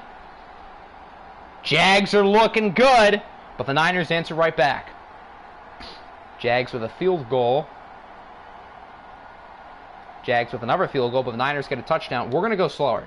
Jacksonville's up by 9. Penalty against the defense. Another penalty against the defense. 3rd and 10, they get 7. 4th down, they kick the field goal. Okay. So now Jacksonville's going to try to chew clock. Is Delonte Crocker there? Oh, yeah. Didn't Madison get hurt? Didn't he get hurt recently? I think so. 3rd and 1, incomplete. We're watching. We're hopping in and watching. I don't care. I want to watch. So if the Niners score a touchdown, they're in the playoffs. If not, then Portland clinches the division, and the NFC has like 7 teams fighting for that last wild card. If Jacksonville wins, they will have a 1 and 3 shot with Tennessee and Pittsburgh of getting the 7th seed.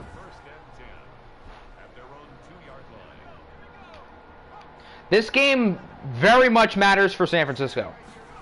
If the Niners win, they're officially in the playoffs. If they lose, they're probably out. So this game matters a lot to them. That's why I saved it for the end, because it's very important for both teams, and it's very important for both conferences. You are not enjoying this last OFL 21 regular season game. If the Niners score a touchdown, maybe you'll enjoy it. The Jags away unis kind of stink. It is sort of a weird combo, I'm not going to disagree. Big sack for Brian Burns, 2nd and 22. Short pass up the middle. They got to call timeout, yeah. So now San Francisco down to 36 seconds and 1 timeout here on 3rd and 9. Flag. Uh-oh. Probably a hold. Herbert is going to yeet it downfield, and it is... Oh, I thought he caught it. I thought he caught it. That's going to be a hold anyway, though. Yeah. Do you accept it or do you decline it? I would probably decline it. Yeah, I think that's a good call. 4th and 9. This is likely for the season. Herbert up the middle. Incomplete. That was a good throw, but it was broken up. So the Jaguars are going to keep their season alive. I think Jacksonville winning makes both conferences a lot more chaotic. So I'm not really going to complain, although I do kind of want to see San Francisco get in. This does make both conferences, particularly the NFC, a lot more crazy. And it makes the AFC crazier too. So, the storylines to watch out for, I guess I kind of want to see the standings so we can go through the storylines. So I guess we'll see the stats, and then we'll talk about the storylines to watch out for, because there are a lot. The Titans are probably done. This was like literally the worst case scenario for the Tennessee Titans. All the teams they needed to lose won, and they lost. So had the Colts lost, they probably would not have made it. So that win literally saved Indianapolis' season. 12 carries, 43 yards, and 3 touchdowns. What a stat line for Miles Sanders. I forgot Jonathan Taylor was on this team. David Njoku with a pretty nice game. Melvin Burney with a big performance and an injury.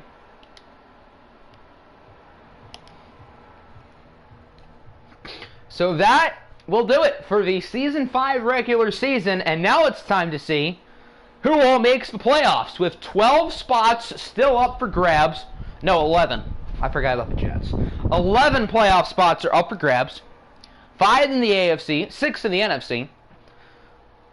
5 divisions are up for grabs, although we do know a lot of the winners now. Portland clinches the NFC West, by the way. So Portland is officially in the playoffs. They, I guess, will probably be the 3 seed.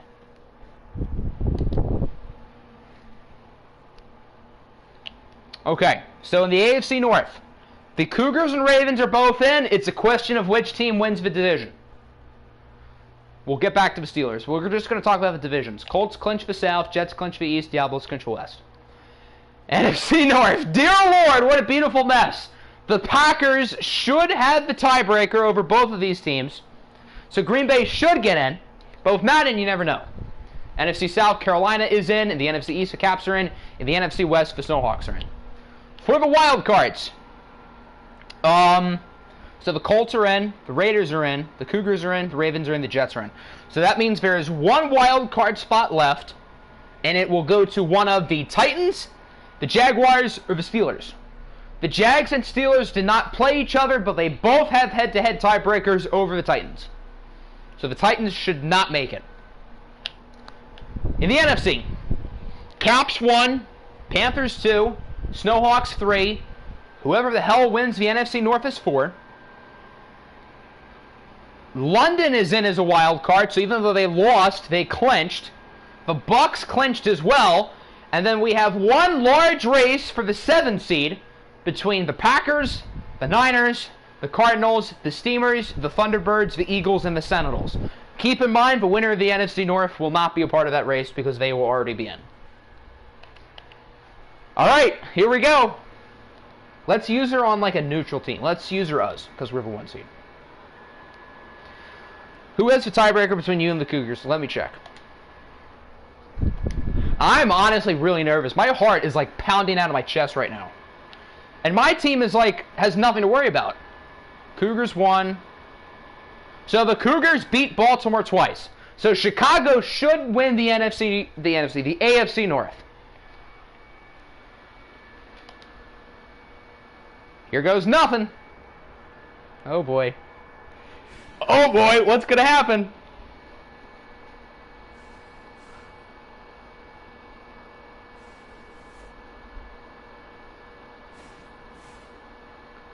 I think I want to go division by division in the standings. So I don't want to look at any of the news stuff. I just want to go through the standings by division. AFC North. Cougars clinch the division. Ravens are in the playoffs, as we expected. AFC East. Jets are in the playoffs. Wait, the Steelers are out! Okay, so now it's down to Tennessee and Jacksonville for that last spot. So Pittsburgh at 9-7 will not make the playoffs. AFC East, the Jets won the division. AFC West, Diablos won the division. Raiders are a wild card. So now the question is, who is the 7th seed? The Titans or the Jaguars? It should be the Jags. And it is the Jags. So Jacksonville is in the playoffs as the 7th seed. And the Titans are eliminated. There you go. On to the NFC. NFC South. Chalk. NFC East. Chalk. The Eagles did not get in. NFC West. The Niners are the 7th seed. Okay. So Arizona's done. San Francisco, despite losing, is still in the playoffs. How about that? And then the Snowhawks clinch the division. So now the biggest question, who wins the NFC North? It should be Green Bay. That's not the North. The Green Bay Packers have won the NFC North. So Madden got all the tiebreakers right. How about that? I'm impressed, EA. I was not expecting that. They got all the tiebreakers right. So the final seedings are Mexico City, Indy, Chicago, Jets, Ravens, Raiders, Jags, and then in the NFC, Caps, Panthers, Snowhawks, Packers, Bulldogs, Bucks, Niners. I've got to say, I don't think there's like that one team that's really weak. I think all these teams are pretty interesting.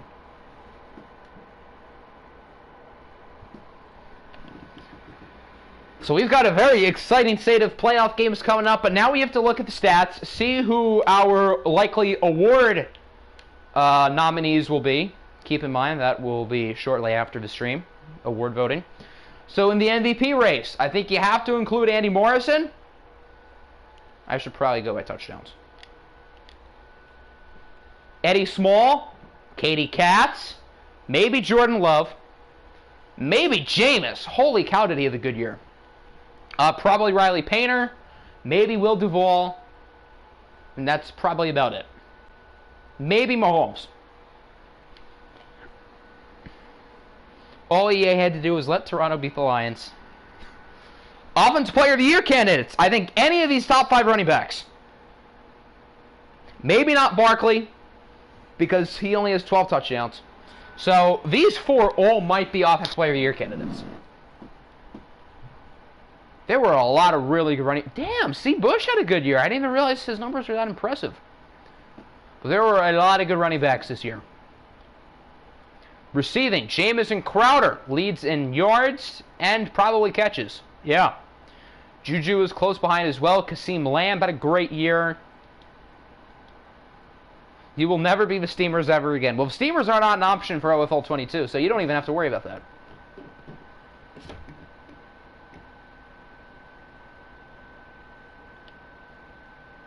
Who was the worst offensive lineman? It was Wally and Trent Brown. I'm surprised Wally was not first place on his own. Okay, we're going to go by conference because this is the better way to do it. So for Defensive Player of the Year candidates, Nick Bosa had 22.5 sacks. God damn. I did not know he had that many. Interceptions. Barney Stapleton and Levi Canty had 6. Respectfully, who the heck is Levi Canty? I have never heard of this gentleman. How about fumble? Oh, here's the rest. Dante Doolittle could be a Defensive Player of the Year candidate. Low key. Fumble forces. Can I see Javi's stats? I can go back to that in a second. Oh, I thought that said he had 6 fumble recoveries. I was like, what the hell? I want to go by forces. Okay. Garrett, Leonard, Simmons, and White all had 2. Okay. Who am I going to do for Defensive Rookie of the Year? We'll save a real award, see what the game thinks. Jalen Ramsey is probably going to be on the ballot, even though he missed a quarter of the year. Von Miller had 21.5 sacks. Okay. Jalen Smith had 16.5. What? Excuse me? He's had 3 seasons in OFL 21 with double-digit sacks. What? This is news to me. Holy cow. I know he just had 4.5, but I didn't realize he was that good. Holy cow. Huh. The more you know. I did not know Jalen Smith had 3 double-digit sack seasons.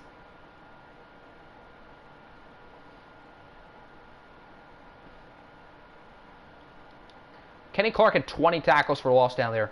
Interceptions, Jalen Ramsey had 6. Marlon Humphrey and J.C. Jackson had 5. 4 for Boyett. Trent Boyett might be a Defensive Player of the Year candidate. I know his numbers aren't flashy, but lack of tackles means he's not allowing catches, and he always steps up in watch games. Fumbles forced, Jalen Ramsey had 4. Roquan had 3. Maybe Roquan's a Defensive Player of the Year candidate. Then recoveries, Jalen Ramsey had 2. Jalen Ramsey might honestly win the Defensive Player of the Year, and the dude still only played 13 games. That's pretty wild. Let's see the special team stats. So for kicking, Was anybody perfect? Lawrence Stewart, Mark Carpenter, and Chris Boswell all did not miss a kick this year. Good for them. Brad Ross had the most punts. The least punts was Steven Peters. How many return touchdowns were there? One for Junior Warner. One for Bobby Wilson. One for Mecole Hardman. Defensive Player of the Year is between Bosa and Ramsey. You're probably right. So the game believes MVP belongs to Katie Katz. Okay, this list isn't awful. Although, where is Riley Painter?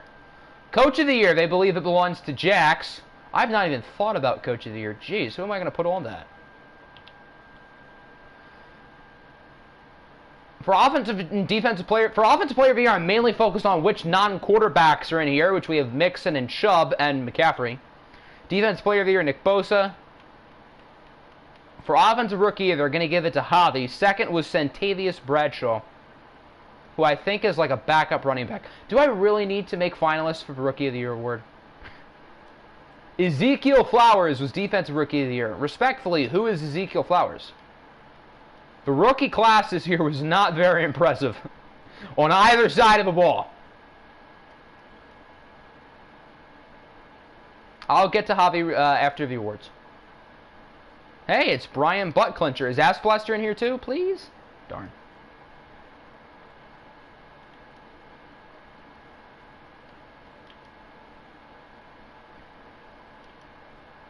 Then to the NFC, Katie Katz. Defensive Player of the Year, Von Miller.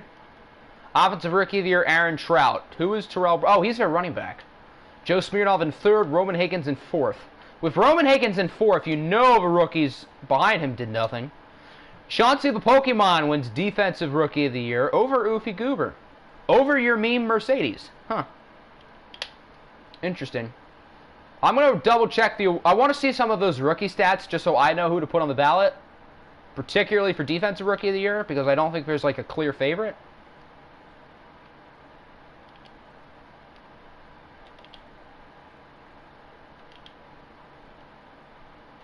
Okay. So, players I should watch out for are Chauncey, Oofy Goober, probably both of the Goobers. Chad Holiday, I think, had a nice year. Your meme. And then both of these guys on the Ravens, probably Hector Estrada, probably G. Bush. Then for Offensive Rookie of the Year,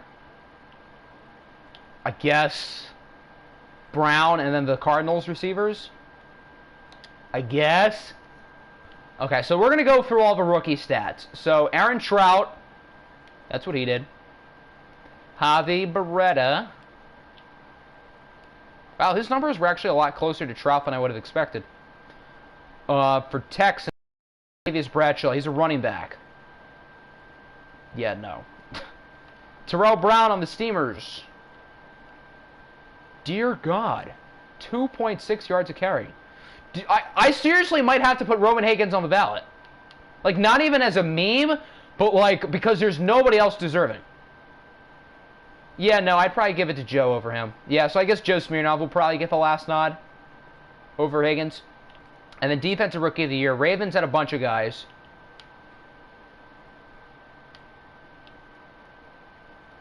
George, Flowers, and I think Morgan. I think those were the three. Lions had one in the Stinkins. Toronto had... No, not Toronto. The Caps had Oofy Goober. Oofy Goober. He had 10.5 sacks. Somebody else around here had one. Who was it? It was the Cardinals, Holiday. He had a few plays in watch games, didn't he? 10 tackles for loss, 5.5 sacks. How about Goofy Goober? That's not Goofy Goober. That's Goofy Goober. Okay. I think I have a general idea who I'm going to put on the Rookie of the Year ballot. I think I have a general idea for both offensive and defensive. It was a little bit hard to find since there weren't many great choices, particularly for defense. Ooh, Hector Estrada I wanted to see, and G. Bush. Okay, those are the last two, and then I'll know who I want to do. I can show you Chad as well. We want the Dolphins. Hector Estrada. 79. Did he have any fumble forces, or did he just have a lot of tackles? Okay, he had a lot of tackles. The Jets. Didn't G. Bush have, like, one really good game? He had... Oh, I guess that's not that bad. Didn't he have one game where he had, like, multiple sacks? I could have sworn he did. He had one with 1.5. Okay. And then Chad.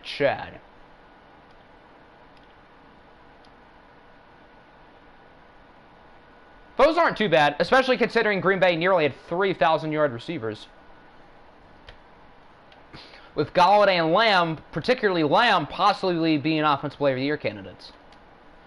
But that will, I guess, end today's stream. I'm going to have the awards ballot up hopefully within the next half hour or so, if all goes well.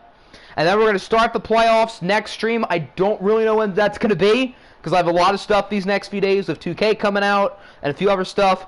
Hopefully we can start the playoffs this weekend, and I plan on doing the entire wild card round in one stream. We're probably not going to watch all 6 games, but maybe we'll watch like 2 or 3 and then simcast the rest. That's what I'm probably thinking.